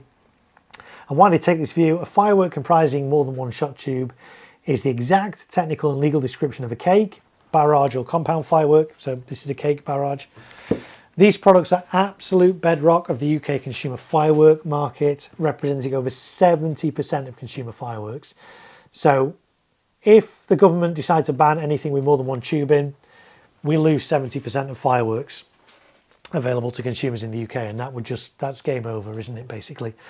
If this amendment is intended to ban multi-shot cakes and barrages from public sale, it would instantly destroy the UK consumer fireworks industry overnight. No importer, distributor or specialist retailer could survive such a sweeping restriction. From a public safety perspective, cakes and barrages are scientifically the safest fireworks available to the general public. They are heavy, flat-bottomed, stable blocks that are secured to the ground, firing vertically in a highly controlled, pre-arranged sequence. So if the government wants to ban these on safety grounds, the question is why? What is unsafe about this? It's got 16 shots, it's got a solid ground, it's safe. It tells me that I need to bury this or secure this to stop it toppling over. All the shots are going straight up. Why is this safe just because it's got more unsafe because it's got more than one tube? So that's the point that the BFA are making there. Why is this inherently unsafe? It's stable, it's safe. So that's the question. I say it's the most worrying question, I think, on that. Craig says, I do like compounds, however, maybe we should reduce the durations. If something happens during you can't stop it. If everyone follows that safety decision, maybe okay. Yes, I agree. Compounds, that's another one. Would I like to see compounds banned? At the end of the day, we've kind of arrived at compounds because of the restrictions that are available or in place for multi-shot cakes. There are restrictions for F2 and F3 on the amount of powder, the NEC, the net explosive content of each of these. And the way people have got around that is by making compound fireworks. Compound fireworks are where you have multiple of these cakes and they're all fused together. So you light one and it ignites them all. Are compounds unsafe? No, they're not unsafe. Do some of them have long durations? Yes, I fired one. You'll find the footage of it on my channel that lasted like 7 minutes. And I don't personally like cakes that last that long or compounds that last that long, because once you light that fuse, that first fuse, that's it. You can't stop. If you need to stop your display, if something goes wrong in the first minute, you've got 7.5 minutes of fireworks there that you can't stop. So that is another argument. Should compounds be banned? What do you guys think? Yes or no? I'm kind of in two minds, because there are some compound fireworks that do actually last only a minute and they look great. But should compounds lasting 7 or 8 minutes, should they be banned? Should there be a limit on how long a compound can last for? I don't know. It's an interesting point though, Craig. Thank you for that. Dragon Pyro video says, hi, when are there new videos about your firing system FireTech? There's actually, I'm going to be filming a couple tomorrow, because there's a couple of new, I've just been given a new firmware for FireTech. It's got a whole new load of new features that I'm very excited about. I'm going to do a couple of videos about those, hopefully film those tomorrow, hopefully get those out in the next few days, maybe next week, about some of the exciting things in the latest firmware updates to FireTech. So stay tuned for that if you're interested in that. Do subscribe to my channel and you'll be notified when those videos go out. Brad says, I can hear fireworks outside right now. Yes, but again, it's before 11 o'clock, so it's legal. Yes, it might be 9:30 at night. People might not like it, but it's not illegal. It only becomes illegal if it's after 11 o'clock tonight. So there we go. Let's look on question 4 then on the consultation. Do you agree the age limit for purchasing Christmas crackers should be removed? When I read this question, I was like surprised. I was like, what? Why is this in here? I don't recall there being an issue with people complaining that they can't buy Christmas crackers. let's first of all just look at what the current law is on those. So we go back to the Pyrotechnic Safety Regulations 2015, and basically Christmas crackers cannot be sold to people under the age of 12. Why? Because they've got a slight pyrotechnic component inside when you pull it to make the snap, the crack, whatever. So at the moment, they can't be sold to people under 12 years old. And so this government consultation is saying, should we remove that? Now, I'm not aware of any like 10-year-olds, 11-year-olds, 9-year-olds, 8-year-olds who are like kicking up a fuss that they can't buy Christmas crackers. I don't think this is a big issue. So I was really surprised to see this question in the consultation. But I think I know why it's been added, folks. And I think it's been added to try to appease people. So I think it's been added so, you know, the government potentially going to ban all cakes, but hey, yeah, we've banned cakes, but you know what? We've reduced the limits on Christmas crackers. Your 9-year-old can go and buy them now. So I think that's why this has been added, to say, oh yes, we've added all these restrictions in, but hey, we've taken some restrictions off as well, aren't we? Good, we've done it. We're nice and balanced. We're going to ban you. We're going to get rid of 70% of the fireworks available to consumers, but hey, your kids can go out and buy Christmas crackers now, folks. So that's the only reason I think this has been added in, because I don't believe this is a big problem. I don't believe pre-teens, 11-year-olds, 10-year-olds, 9-year-olds are kicking up a fuss, going to their parents saying, Mommy, I can't buy Christmas crackers. So I think this is a non-issue. I'm quite happy with the limit to stay at 12 years old. I don't think it's an issue. I don't have an issue at all with this. And I think, as I say, this has been put in solely to the government to say, oh, we're not banning everything. We've actually relaxed some restrictions here, and this is the one they're going to relax. So it really annoyed me, this question. It really got to me. Let's see what Jaden says. Jaden says, the Christmas cracker, though, threw me as well when I was doing it. Yeah, absolutely. I wasn't expecting this question, but that is the only reason I think it's been put in. Because this is very weighted. It's almost like somebody said in the chat earlier on, it's almost like the government decided this is what's happening anyway. Rather than what's your view on this?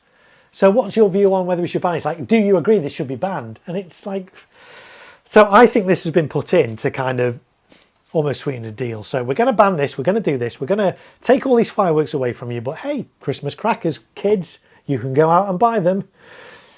So let's see what the BFA, British Fireworks Association, say on this. They say they strongly agree that the limit should be removed. Christmas crackers are classified as category F1, but present a negligible near zero safety hazard risk, maintaining an active age limit, historically 12 years of age, on what is usually regarded as harmless. Traditional family table decorations is unnecessary. Removing this age limit is sensible. So yeah, I mean, you know, they're saying, yeah, let's remove the limit. And I don't have a great, yeah, let's remove the limit. I don't have an issue with my 5-year-old daughter pulling a Christmas cracker. Would I have an issue with my 5-year-old daughter going and buying Christmas crackers? Well, yeah, probably, but then I'd probably have an issue with my 5-year-old daughter going and buying anything without me being present at the moment. I just think this is a non-issue. I think whether you agree or disagree with the age limit of 12 on Christmas crackers, it's kind of irrelevant. Whether this gets removed or not, it's not a big thing. I think it's just so the government can say, you know, hey, we've taken all these fireworks away from you, but hey, we've listened as well, and we've listened to people, and people say this thing on the Christmas crackers is silly, so we've removed it, we've got rid of it. That's the only reason I think this question is in there. But yeah, it threw me, and yeah, as Jaden said in the chat, it threw Jaden as well. Kamara Broquet says, looking forward to the Obs in Bradford using Christmas crackers all night. Yeah, absolutely. Well, actually, you've actually just made me think of a really interesting point there, because the snap in a Christmas cracker, is there a legal limit on what or how much of that compound can be in there? Or indeed what type of compound that can be in a Christmas cracker? I'm sure there possibly is, but you just wonder if they're going to ban all fireworks, are we going to get some people being innovative now and try and develop Christmas crackers to have, you know, when you pull it apart, instead of just a crack, we get some sparks flying out, or a coloured flame, or a bengal, or, you know, a whistling sound, and that's kind of, are fireworks going to become Christmas crackers? Are we going to get Christmas crackers with fireworks? I don't know. Anyway, but yeah, it's an interesting point, isn't it? Brad says, I don't even know how the Christmas cracker even made it into the consultation. It's ludicrous. Yes, but I think the reasons I've just said, I think that's why it's been added in. Because I think the government are going to ban all these kind of things and then turn around and say, yeah, but we actually relaxed the rules on this. So aren't we good? Craig says that I remember as a kid taking apart Christmas crackers for the bangers and taping them to the door frames as pranks. Yeah, absolutely. Yeah, I took apart Christmas. I don't think I ever taped them to a door frame, but yeah, I took them apart and pulled them and like, how did that work? That was magic. So yeah, but they are a very low risk. So my own personal view is the age limit of 12 is fine. If it gets removed, fine. If it gets moved up, fine. I'm not really that bothered because I don't think kids are going out complaining that they can't buy Christmas crackers. It's a non-issue. It really is. So that's that question. I say, surprising to put that in there. Next question, are there any specific F1 or P1 pyrotechnics that should have their regulatory requirements increased or decreased? Please state which products and what regulatory requirements you think need. I mean, this is it's quite a complex question, this. If you don't know what F1 and P1 products are, or indeed what their regulatory requirements currently are, and whether they should be increased, how can you answer this question? Unless you know the regulatory requirements for F1 and P1 pyrotechnics, what can you actually put here? It's not very well worded, is it? It's not user-friendly. Let's look at what the BFA say. The BFA say no changes to increased requirements, maintain the current robust frameworks. Category F1 low noise, low hazard indoor fireworks and sparklers. Of course, F1 can be outdoors. There are some F1 items that are outdoor only, not indoor.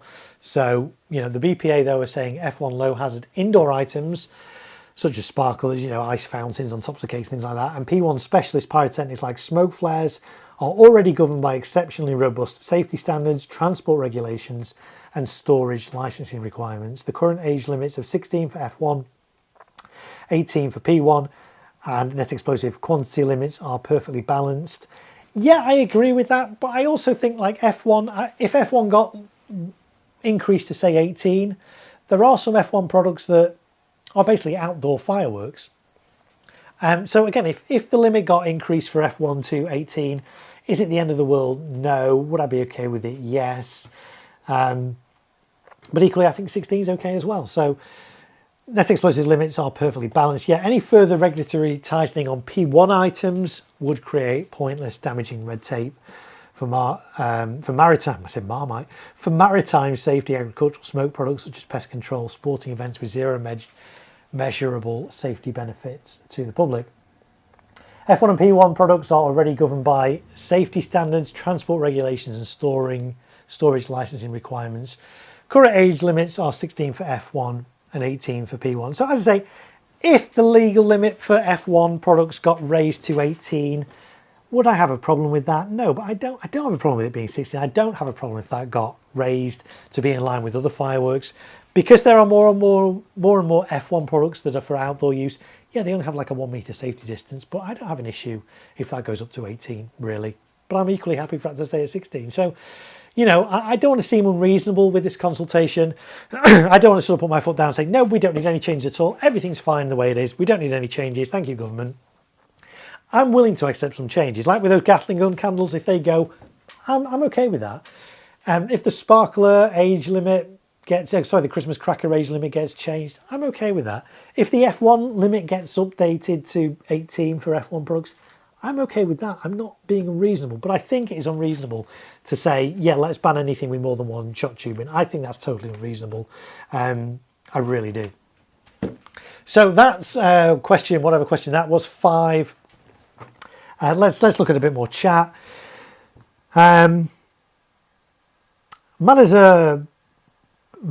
Mad about frights. Sorry, it took me a while to just read that on my tiny little screen here. I love fireworks, especially the big bangers. They weirdly soothe my ears as I'm autistic. They really comfort me. That's a really interesting point. In fact, you know, I actually want to, let me find where my thing is to put that on my screen, because I actually want to put that, up on my screen if it will let me. Will it let me select that? Let's see if it can. Yes, here we go. I want to put that up because I think that's a really important point. I love fireworks, especially the big bangs.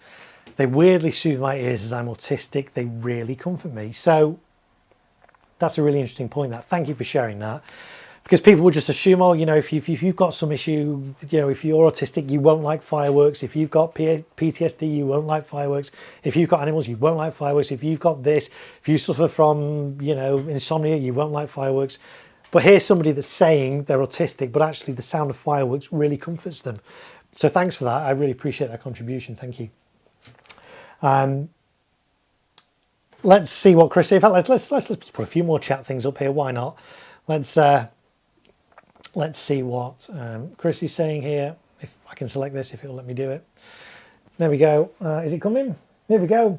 I see there's no mention of T1 in the consultation. That's an interesting point, actually, Chris. Yes, T1 isn't mentioned. For those of you who don't know what we're talking about, so there's different categories of fireworks in the UK. F1 we mentioned.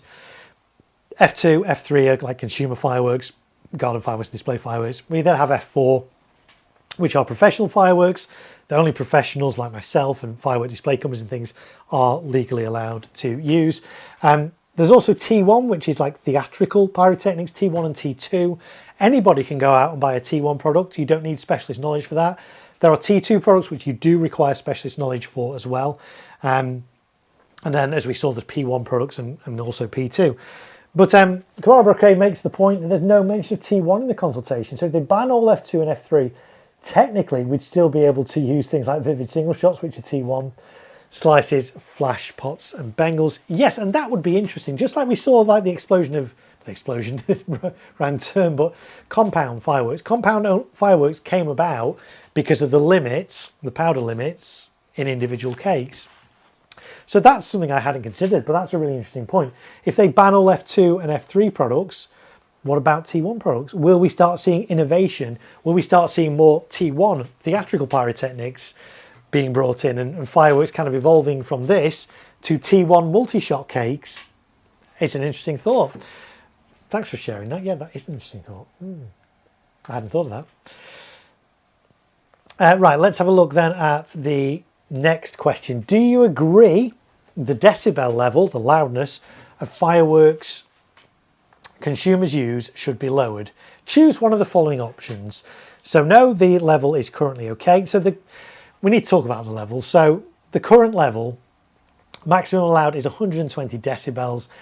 A weighted impulse. We're not going to talk. I mean, I'm a sound engineer, so I get what all that is. I'm not going to explain it because it's very, very scientific. But basically, there is a legal limit, and there have been fireworks in the UK that we've taken out of being sold, primarily because they exceed that 120 decibel limits.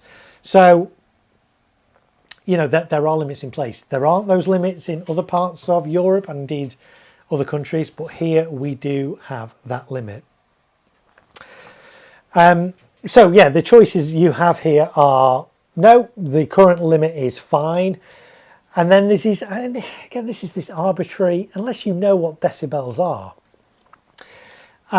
So you can either say, yeah, we can keep them as they are, reduce it by 10 decibels to 110, reduce it to 100 decibels, reduce it to 90, or I don't know. So they're saying, the government is saying, yes, if we reduce it to 110 decibels, it basically cuts the volume in half.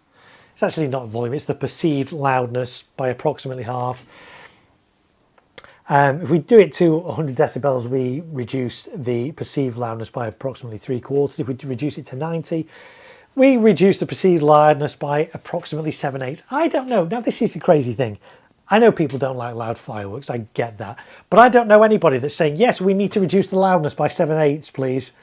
Like, what's... This question makes no sense. Anybody who doesn't like loud bangs, I can't think of anybody I know that's like, yes, I don't like loud bangs. I want the volume reduced by 7/8, please. It's like, people who don't like loud fireworks don't like loud fireworks. If we reduce the maximum volume to 110, is that going to make everybody happy? No, because there's still going to be noise and people are not going to like it. So again, this is one of these questions that, what's the point? What's the point in reducing it? People who don't like fireworks making noise don't like fireworks making noise.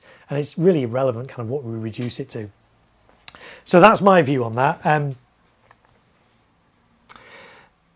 somebody else as well, Brad, I'm autistic and I love fireworks too, says Brad. Yeah, absolutely. So, you know, there is this assumption that everybody hates fireworks. There is a small number of people that do, but they're a vocal number. And that's why, this government consultation is saying, there's been lots of debates on parliaments, lots of petitions, and there have. Every year there's a petition with people saying, let's ban fireworks. But the people that vote on these petitions, it's such a small percentage of the overall population. Thousands of people enjoy fireworks in the UK. Thousands of people's businesses and livelihood depend on fireworks in the UK. There are a small minority that don't like it, but we're not going to please them. Reducing the limit from 120 to 110 is not going to please people that don't like loud bangs. It's not going to have that effect. Let's see what the BFA say on this question. The BFA view is, no, the maximum noise limit for fireworks should remain at 120 decibels. The current limit is an internationally harmonised safety standard established under the various regulations. It's measured at the appropriate safety distance, 8 metres for F2 and 15 metres for F3, which ensures that the actual sound level reaching the human ear or nearby observer is already significantly lower and entirely safe. Lowering the statutory limit to 110 decibels or less is a logarithmic reduction. Again, we get into all the maths and the science behind decibels there. A 10 dB drop represents a 90% reduction in acoustic energy and cuts the perceived loudness in half. It is physically and chemically impossible to manufacture traditional aerial display fireworks which require lifting charges and bursting charges to safely disperse visual effects in the sky under such a restrictive cap. Sorry, I need to take a drink of water there. Yeah, I kind of slightly disagree with the BFA there, because there are low noise fireworks. You can get multi-shot cakes that have brakes, and those brakes are low noise brakes. So kind of a little bit unsure on that point from the British Fireworks Association, but that's their view there. A lower limit would act as a de facto backdoor ban on almost all category F3 and the vast majority of category F2 fireworks, rendering traditional family displays a thing of the past. Again, there is now a growing range of low noise cakes, quite a large range, and growing each year. 5-10 years ago, you didn't really get low noise cakes. Now there is a big supply. There's actually enough to do a decent garden display just with all low noise fireworks. Not everybody wants to do that, I get that. Some people like the bangs, things like that, but there is quite a lot of choice in low noise fireworks. So would it ban the vast majority of category F3 and F2 fireworks? It would ban a significant chunk of them for sure, but it certainly wouldn't ban all of them. So that's the BFA's view. So again, my view is that if we lower the limits, people are still not going to be happy. If people don't like fireworks making noise at night, whether it's 120 decibels or 110 decibels, it's going to be irrelevant. If they live 1 mile away or 20 miles away, again, you could reduce the decibel level to 110 and be right next door to it, and it would still sound really loud, wouldn't it? So I just don't think it's not going to make a difference. People are not going to be happy until fireworks are banned, full stop. So reducing the decibel level from 120 to 110 or 120, it's not a safety thing.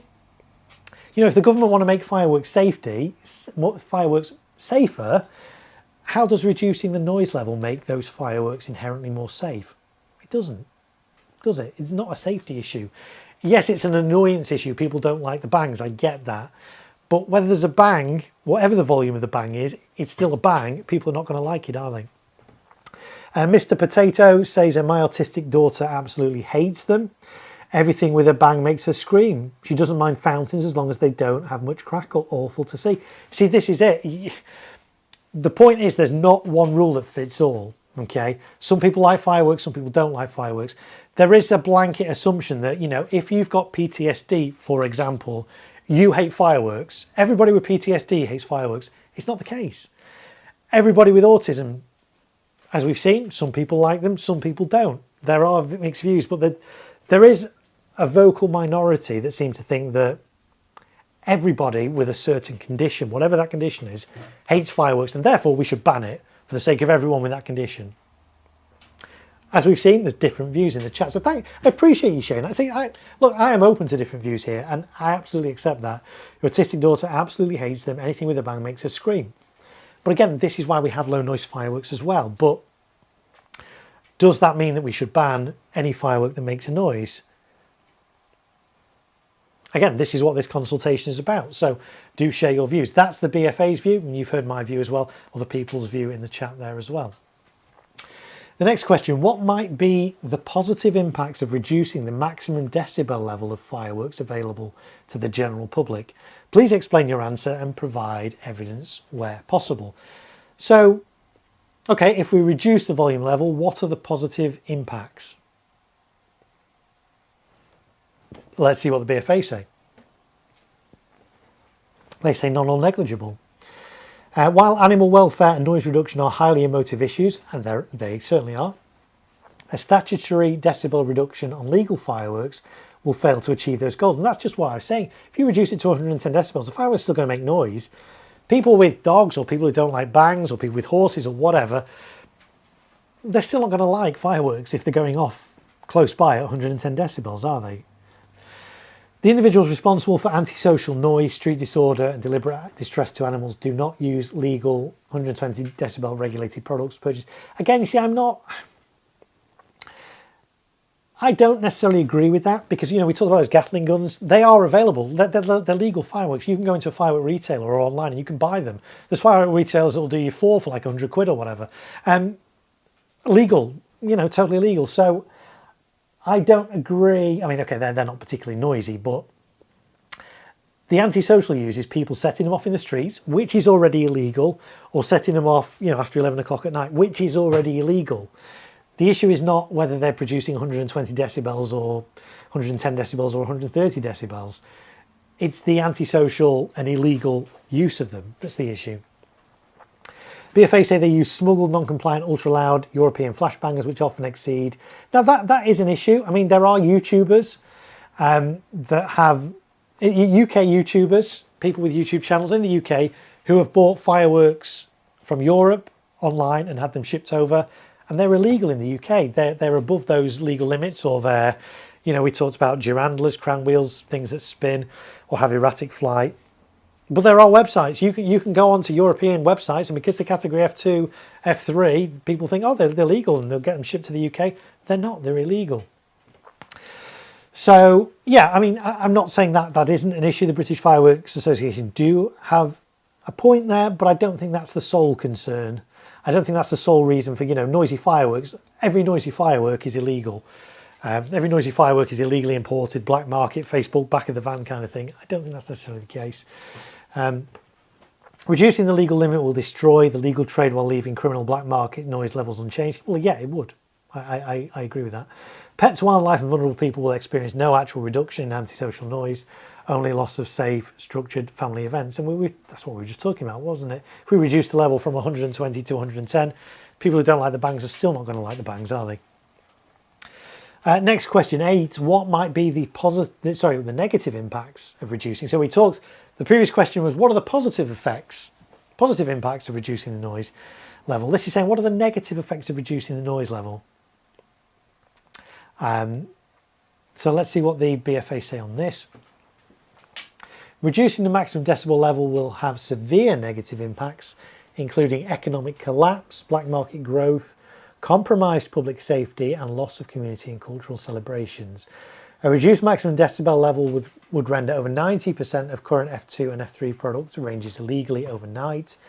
UK importers and retailers will be left holding hundreds of millions of pounds of obsolete, unsellable inventory. You know, and that is certainly an issue. This would force the immediate closure of seasonal and year-round pyrotechnic businesses, resulting in thousands of redundancies. Legitimate consumer demand for traditional fireworks will not disappear. And that's true. We've seen it in other countries where there's been bans on fireworks. People still want to let off fireworks on New Year's Eve, or black market fireworks, because they've been made illegal. It will simply shift entirely to the illicit black market, and that is certainly a concern. Heavily leveraged European exporters, specifically from countries like the Netherlands, where consumer fireworks are restricted and massive stock dumping is a threat, will flood the UK with non-compliant smuggled stock. So, you know, these are real concerns. Legitimate concerns from the BFA. Let's look at question 9. How much lead time would businesses need to... So this is why these questions are so loaded. It's like, you know, if this happens, what would it is? No, it's like, basically this is happening, so how much lead time do you need? How much lead time would businesses need to prepare for the changes proposed in this consultation? It doesn't say should they be enacted, does it? It's how much lead time do the businesses need to prepare for the changes proposed in this consultation? So it's kind of almost given, isn't it, that they're going through, and why. Please state a lead time in months or years and explain your answer, providing evidence where possible. Now again, this consultation is open to organisations and individuals. If you're an individual, you're not going to know what lead time a business needs to adapt to these changes, are you? So how can you possibly answer this question as an individual? It's really loaded. It's really biased consultation. It's not very fair. It's not very well worded. And individuals, members of the public, you guys, how would you respond to that question? How do you know how much lead time a business would need to adapt to any of these changes? It's crazy. You wouldn't. Let's see what the BFA say. The BFA say a minimum of 7 to 10 years. Why do they say that? They say the global fireworks sector operates on an exceptionally long, rigid and complex international supply chain. Orders for raw materials manufactured in China, shipping logistics and UK warehousing are planned and funded up to 24 months or 2 years in advance. Any technical changes are mandated, such as formulating lower decibel.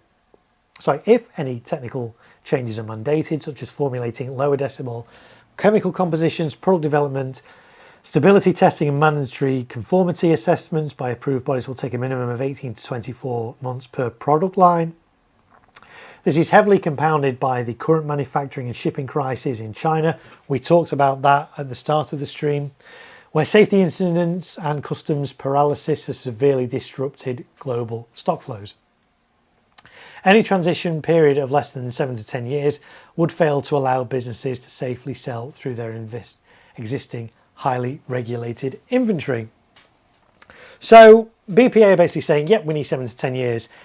It's a really difficult question to answer because it depends on how much of the proposed changes are implemented.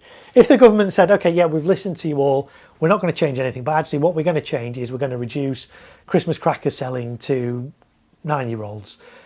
Do we need a minimum of 7 to 10 years to adjust to that? No, we don't. Of course we don't. So it depends what changes are being made. I guess BFA are kind of worst case. If we get rid of all these cakes and we reduce the noise level and all these things, then we're going to need a minimum of 10 years. But it depends, doesn't it? It's a very difficult question, A, for individuals to answer, or B, to answer without knowing how much of the proposals, whether they're all being adopted or just a few of them or whatever. So it's very difficult to answer this question. I don't really know how an organisation or indeed an individual could really respond to this question, but that's the BFA's view there. Fizz Crackle Pop, unfortunate for the vulnerable, I'd still be happy with public use being limited to only bonfire night and New Year's Eve, but I'd hate to see us lose access to F3 products. Hopefully things won't change. Yeah, I mean, that's another point of view. You know, if it's a choice between we're going to ban all these all year round outright, you can never have them, or actually we're only going to sell them for 2 weeks in a year and you can only use them on certain days of the year. Is that a compromise? It is a compromise. Is it workable in practice?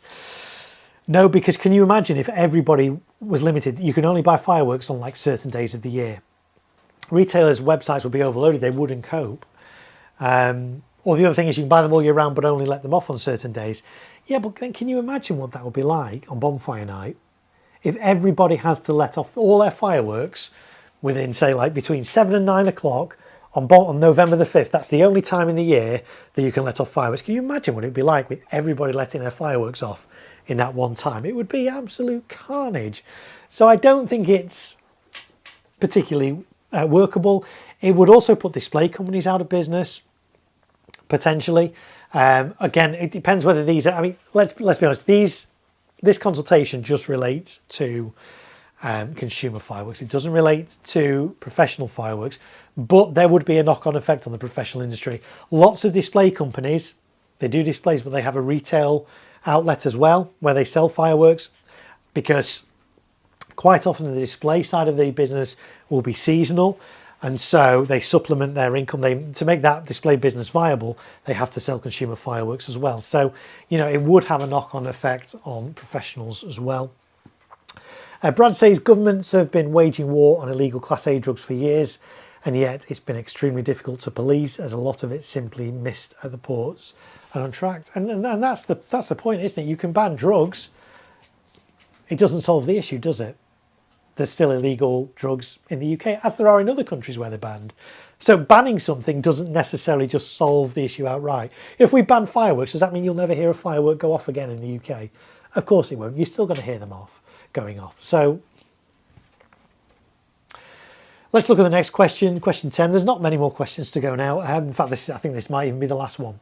What other things should we consider when setting a lead-in time?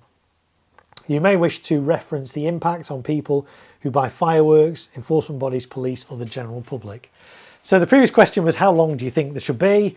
And what do you think we should consider when we decide how long to do this?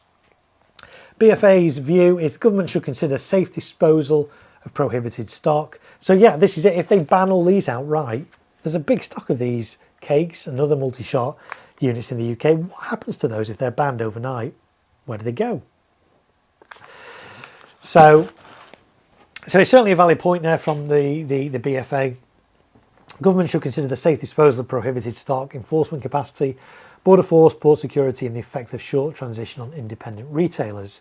If the products are banned or restricted under a short transition window, hundreds of tons of obsolete explosives will be stranded in UK warehouses. Yes, they absolutely would. Legitimate businesses cannot easily or cheaply dispose of explosives. A short lead-in time introduces a severe public safety hazard, as cash-strapped businesses may struggle to afford specialist hazard disposal, leading to unsafe storage practices. Trading standards, the Health and Safety Executive and local licensing authorities are already severely under-resourced. Forcing a rapid regulatory transition will overwhelm these bodies with testing, verification and enforcement duties, taking vital focus away from tackling the illegal online black market. Yep, I agree with that. So those are the questions in the consultation. The consultation closes on the 7th of October. So there's still a bit of time. It's not like, hey, you've got to do this right now. Do have a think about it. Please do consider responding to it. I've responded to it. I know lots of people in the industry have responded to it. Likewise, lots of people who are against fireworks, I'm sure, have and will respond to this. But we need to fight for this. If you like fireworks in the UK, if you don't want to lose fireworks, you need to respond to this consultation. It closes on the 7th of October. There's the link again. In fact, let me see if I can post that in the chat again. Let's get that in the chat.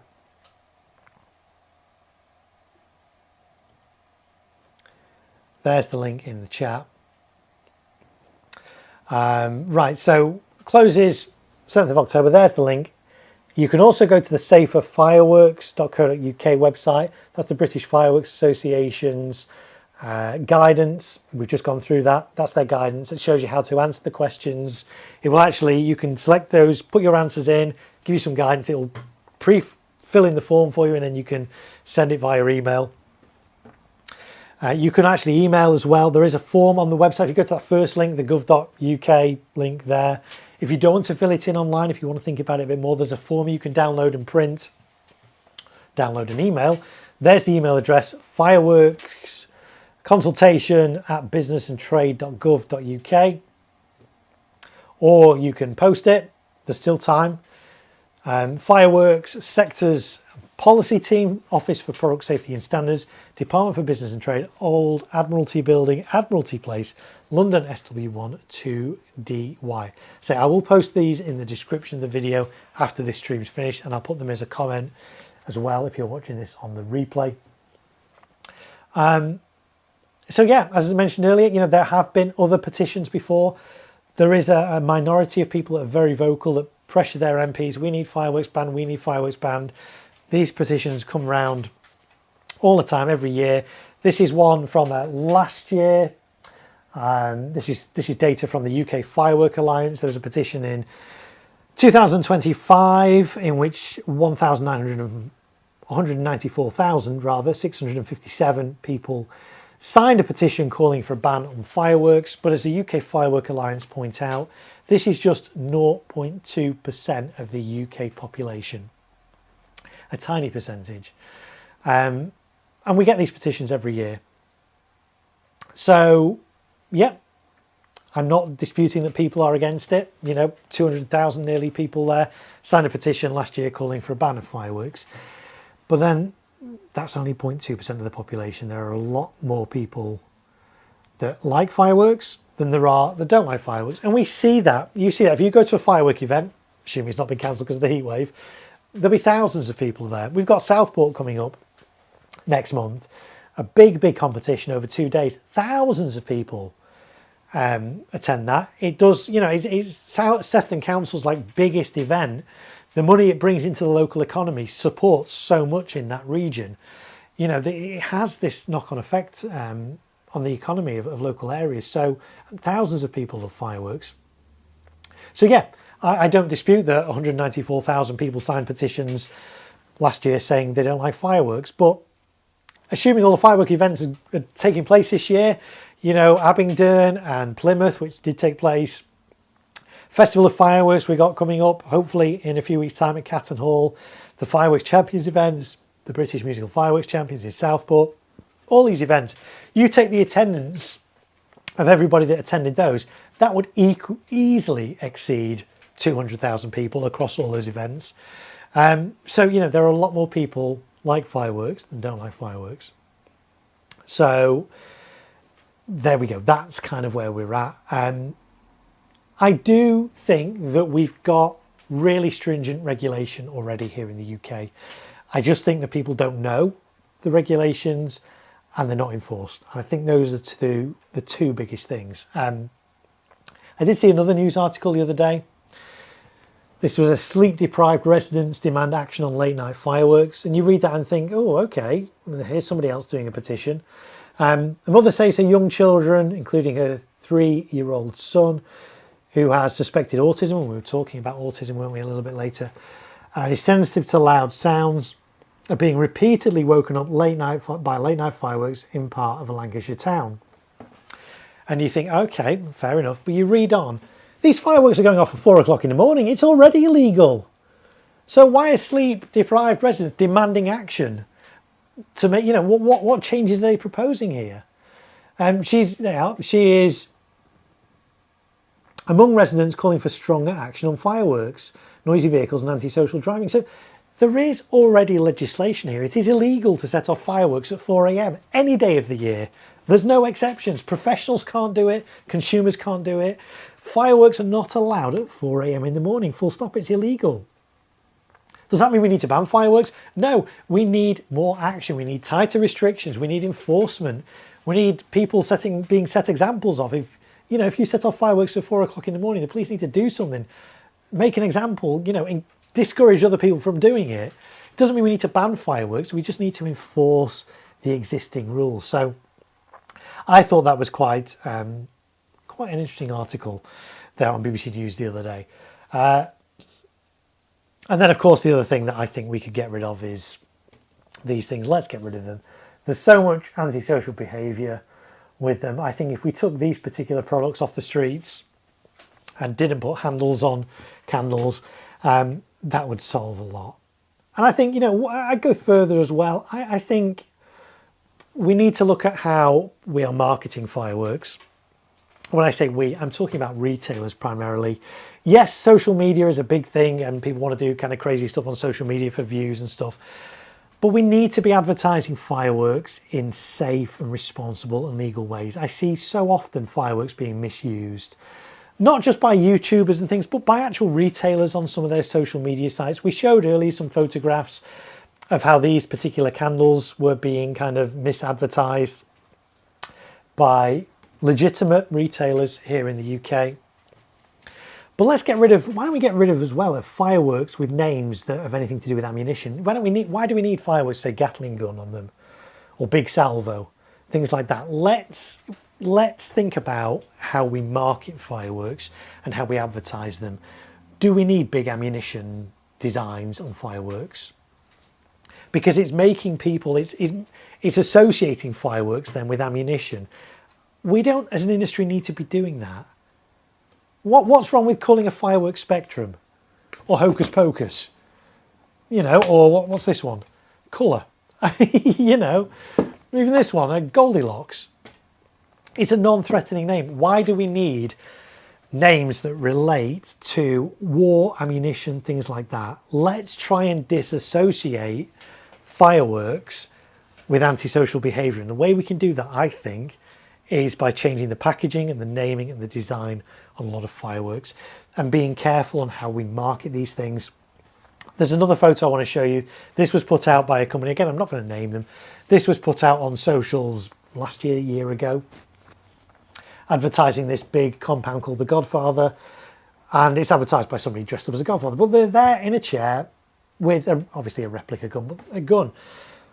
I don't think this is a particularly wise photo to put out. Yes, I get the reference, but the association there, you're associating guns with fireworks. What message is this sending to people?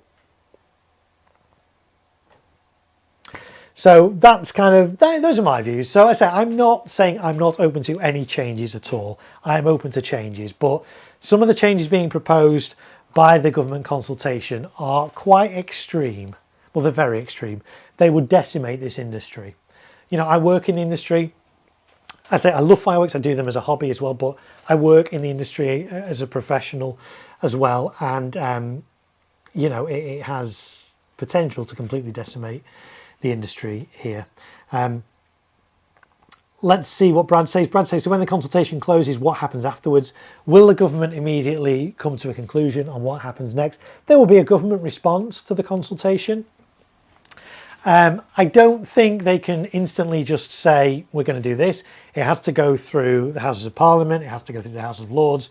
So it's not going to be an overnight thing. You know, this consultation closes in October the 7th. It's not going to be like by October the 8th, everything's banned. Okay. It will take a number of weeks potentially before we get a response to the consultation. Then it will have to be debated in Parliament before it then gets put to votes and things like that. So I don't think it's not going to affect this season, Bonfire Night, but it could affect the future. So it is worrying. Bulletproof Mum, see, this is the thing I've been saying for years. The culture around them has changed. I remember the 80s and 90s, and arguably, while there was a fair bit of antisocial behaviour then to be considered, yes, because you couldn't all fit it in there, to be continued rather. I'll wait for your second part of the message, and then we will we'll put that up. Let's get the first part of the message up if we can on the screen. Let's click that, and then let's do that, and let's do that. So we'll wait for the second half. But you're right. The culture has changed. The attitudes have changed. You know, when I was growing up, most people in my neighbourhood would let off a box of fireworks on Bonfire Night. There would be lots of local displays. The local primary school, the school I went to in primary school, they had a firework display on the field, professionally done. But the whole community turned out, and it was a big community event, and there was nothing wrong with it, and people loved it. But now there is a minority, and it is a minority, of people who are completely against fireworks. And they will pressure, and we talked about this earlier with the wildfires and the emergency alert from the government. They will badger venues, they will pressure venues, and of course it's very easy to do now. You can tweet, you can direct message on Instagram, leave a message on the Facebook page, email, WhatsApp, phone, whatever. There's so many different ways to get in touch with people that event organisers and venues are being bombarded by a minority of people who don't like fireworks, and it's not fair. It's really not fair. But yes, that culture has changed. To the point that, you know, even when I do a little box of fireworks in my back garden on Bonfire Night, I'm conscious like, oh, are the neighbours going to be okay with this? Do you know what I mean? It's in the back of your head. Now, growing up, that was never an issue because it was accepted. If you want to do a little box of fireworks in your garden for your kid's birthday in, you know, December, what's the harm? It was never an issue. People would just accept it. As long as you're not doing it at 4 o'clock in the morning, if you're doing it at 6 o'clock in the evening, what's the issue? You know, come on, folks. We can do fireworks safely, responsibly. Okay. The way I do it, when I do fireworks in my back garden, which is not very often, but when I do, I'll let the neighbours know. It's courteous. When I do a lot of firework filming, as you guys know if you watch my channel. When new products land in the UK, I get given them first, and we film them and kind of get the footage out there before anyone's seen them. I don't do that in my back garden because I've got neighbours. I go and do that in the middle of nowhere. When I do that, I have to go and I drive about half an hour to a field in the middle of nowhere that I have permission to use, and it's far, it's a rural setting, and I go and let them off there and film them because I don't want to be antisocial. So there's education. We need to educate people for sure, because people don't know what they're not allowed to do. There are really strict rules on fireworks. People don't know them. So there needs to be an education, better education. And maybe that's something that my channel can do. Maybe I've got to put some videos out that educate people. I don't know. But I think the government can do more. Retailers can do more. The industry can do more. Influencers. I mean, I guess I'm kind of technically a firework influencer. Maybe there's more I can do as well to raise people's education on what you can and can't do. But there definitely needs to be education. There needs to be better enforcement.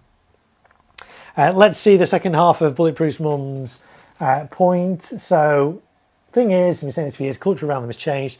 I remember in the 80s and 90s, while they were a bit fair, there was a fair bit of antisocial use then. Let's see the second half. The conversation around them was different. We had public education on safe use. And that's the other point. Yeah, absolutely. When I was growing up, you would have public safety adverts on TV, public safety information films that would warn of the dangers of fireworks. I've not put any on my channel. I watched them again, I think last year. It's like, wow, these are actually really quite graphic. It showed what would happen, if you handle a firework, and the video would be of a kid having his fingers blown off by holding fireworks. And it's like, they were designed to shock, but they worked because they shocked people into using fireworks responsibly. They weren't the only safety videos. You had ones about crossing the road and wearing seatbelts and all those kind of things. But the firework ones were really quite graphic, but they hit home as a kid. It's like, whoa, okay, yeah, fireworks are dangerous. We shouldn't mess with them. And it instilled like a healthy respect for them in people. We don't have those kind of adverts anymore. So young people are not seeing the consequences of messing around with fireworks, holding fireworks that are not designed to be held. So yeah, that's a very, very good point. It was seen as a family thing, says Bulletproof Mum. Let's look at a few other chats. Unremarkable life. I agree, asking for increased enforcement of the existing rules rather than new legislation. Again, it is easier said than done, and I do accept that because, like I said before, if somebody lets off a firework that lasts 1 minute, 2 minutes, in their back garden at 4 o'clock in the morning in a built-up area, what are the police going to do? If a neighbour complains, phones up the police and say, well, it'd be a non-emergency, wouldn't it? So you have to phone the local police station or the non-emergency numbers. Somebody's letting off a firework my next door neighbour's letting off a firework at 4 o'clock in the morning. Okay, we're going to send someone round on blue lights. They're not, are they? It's not. There's no consequences to that. So there needs to be better enforcement. But how? That's the debate we should be having. Not should we ban fireworks. It's like, how do we enforce the existing pretty stringent regulation and law that we have on the use of fireworks here in the UK? And Bulletproof Mum says now everyone is scared to be associated with them. Yeah, absolutely. We saw that a little bit earlier on, where after that government alert a week ago that said don't do fireworks, people have been badgering venues to say, why are you letting this firework display competition happen at your stately home next week? It's been banned. So yeah, stately homes won't stand up for it and just go, oh yeah, you're right. Oh yes, we should do that because the government said we can't. So yeah, absolutely. It's a vocal minority. Let's have a look what other people are saying. Nottinghamshire Pyro, I'm ordering my fireworks on the 5th of September. Will I still get them now, or are they going to be banned before November the 5th? I'm so confused about it all. No. This bonfire night I think will be okay. I say the consultation doesn't close until the 7th of October, at midnight. It will then have to, obviously they'll have to then collate all those responses, which obviously won't happen until that consultation is closed. They will, correlate them all, produce a consultation response. If they do then propose changes, they will have to go through the Houses of Parliament and then the House of Lords. Yes, they could rush those through, potentially in time for the 5th of November. I would be very, very surprised if that happened. I'd be very surprised. I think we're looking at, a year or 2 years, maybe more, As we saw earlier, the BFA are asking for 7 to 10 years if these changes are going to happen. So I would be astounded and really shocked if anything changes before the 5th of November this year. So as it stands at the moment, go ahead and buy your fireworks. You might find as well that if the government say, okay, we're going to ban the sale of these kind of fireworks, okay, they might ban the sale, but if you've already bought them, what do you do with them? How do you dispose of them? So unless they say we're going to ban you letting off multi-shot fireworks, that's different. So I think you're going to be absolutely okay. If you order your fireworks in the next couple of weeks and you get them before bonfire night, I think that will be absolutely fine. Mr. Potato Head said, in fairness, we were woken up at least 2 nights this week. That's the thing about police council doesn't enforce the laws. Yes, it's hard to do, but something needs to be done before fireworks get banned. And that's the point, isn't it? We're saying that, yeah, we can't enforce what we've already got. So if we make the laws even tighter and ban more stuff, how are they going to be enforced? Do you know what I mean? If we can't enforce the 11 p.m. deadline for fireworks now, who's going to enforce and how's it going to be enforced that we can't let off these kind of fireworks, but we can let off these kind of fireworks? Do you know what I mean? It's if we can't enforce the already stringent laws we have, introducing new laws is just going to make things even worse, isn't it? Unremarkable, I think they've already made up their mind. Yeah, I mean, you read that consultation and it is very loaded, isn't it? It does sound like they've already made up their mind. Hopefully, though, if enough people respond to this consultation and are not against fireworks and are in favour of fireworks, then, you know, maybe if enough of us respond, then that will have an impact. And that's why, you know, the title of this video was, Is the UK Firework Industry in Crisis? This has the potential to throw things into crisis for the industry. So if you like fireworks in the UK, if you use fireworks, if you enjoy watching fireworks, even whether that's in your back garden or a local community display or even a big display, if you like them, then please don't just sit there and do nothing. Please respond to this consultation, because otherwise we're going to lose fireworks potentially. Unremarkable Life also says, I remember those safety films, they guaranteed I never picked up a used sparkler. Yes, that was another one, wasn't it? Education about sparklers because they remain hot after they've been burnt. And yes, I remember that's the one as well. I might try and dig them out and see if I can put them on my channel, obviously with warnings because they are quite graphic, but we need those kind of things back. We need those shock tactics to show people what happens if fireworks go wrong or if you misuse them. So, yeah. Brad says, yeah, there's enough of us to get one over on the anti-brigade, but it's all going to come down to whether or not we'd do enough as a collective. Yeah, so this is why we all need to respond to this consultation. I've already responded. I've given you my views. I'm not saying your views are going to be the same. They might not be. They're probably not. My views don't necessarily correlate fully with the British Fireworks Association views. Everybody's got different views. But if you like fireworks and you don't want to see the industry get decimated, if you still want to be able to buy cakes and fireworks to use responsibly in your back garden to show your family, I know I do, so please consider responding to this. Daryl Payton says, hi everyone, hope everyone is excited for the 2026 bonfire night. Yes, we're all excited. I'm doing another display around bonfire night in Liverpool, so there'll be more live streams. There'll be a live stream on bonfire night as well from my back garden. So yes, I'm very excited, but I'm worried for the future. You know, this might be the last bonfire night that we can do these kind of things. So let's see, but this is why your country needs you. Mad about Fries, fireworks are a community thing on bonfire night, so does this mean all the loud ones will be banned? Well, this is up to you. This is this is why we need to respond. Potentially, yes, all the loud fireworks might be banned, but it is a community thing. You're right, fireworks bring people together. In this day and age, we need more community cohesion. We need more events that bring people together collectively. And fireworks do that, don't they? Firework displays and things. And they raise money as well. And lots of these, when I was growing up, we had the round table. They're still going, I assume. But they would put on these firework displays and it would raise funds for them, for the community and things like that. So a lot of these community things off for charity or for schools, for the PTA, things like that.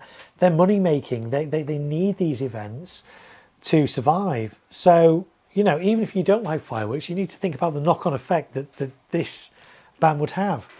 If a school can't put on a PTA firework display to raise school funds, those kids might not be able to go on field trips or might not get certain resources and things. So it does have a knock-on effect. You could argue, is that alarmist? It's not. No, it's legitimate. There are PTAs that put on firework displays themselves. If they can't put on firework displays anymore, they're not going to have the income from those displays to be able to then fund other things for the children in that school. So, you know, it is something that I think concerns us all, this. Nottinghamshire Pyro, I've ordered loads of stuff, hope they don't ban them. Yeah, I say I don't think there's going to be a ban this year. I really don't. Bulletproof Mum, yeah, we spoke about this a little bit earlier as well. Look at New Year's Eve in countries where they already have a ban. It just doesn't work. In fact, if anything, more people do them on New Year's Eve. So this is it. I think it's unrealistic to think, okay, let's ban all fireworks and everybody on New Year's Eve, come midnight, you won't hear a single thing. It's cloud cuckoo land if you think that's going to happen if this ban goes ahead. It just won't. So yeah, so that's why I think the industry at the moment is in crisis. We talked about if you've not been here for the whole stream, I know we've been going 2.5 hours now. We are going to wrap it up very soon, but the industry is in crisis because of the issues in China this year, the knock-on effect that has had. Now that is just a temporary issue. We will get over that and safety will be better as a result, but we might get slightly higher prices for fireworks filtering down in the next few years.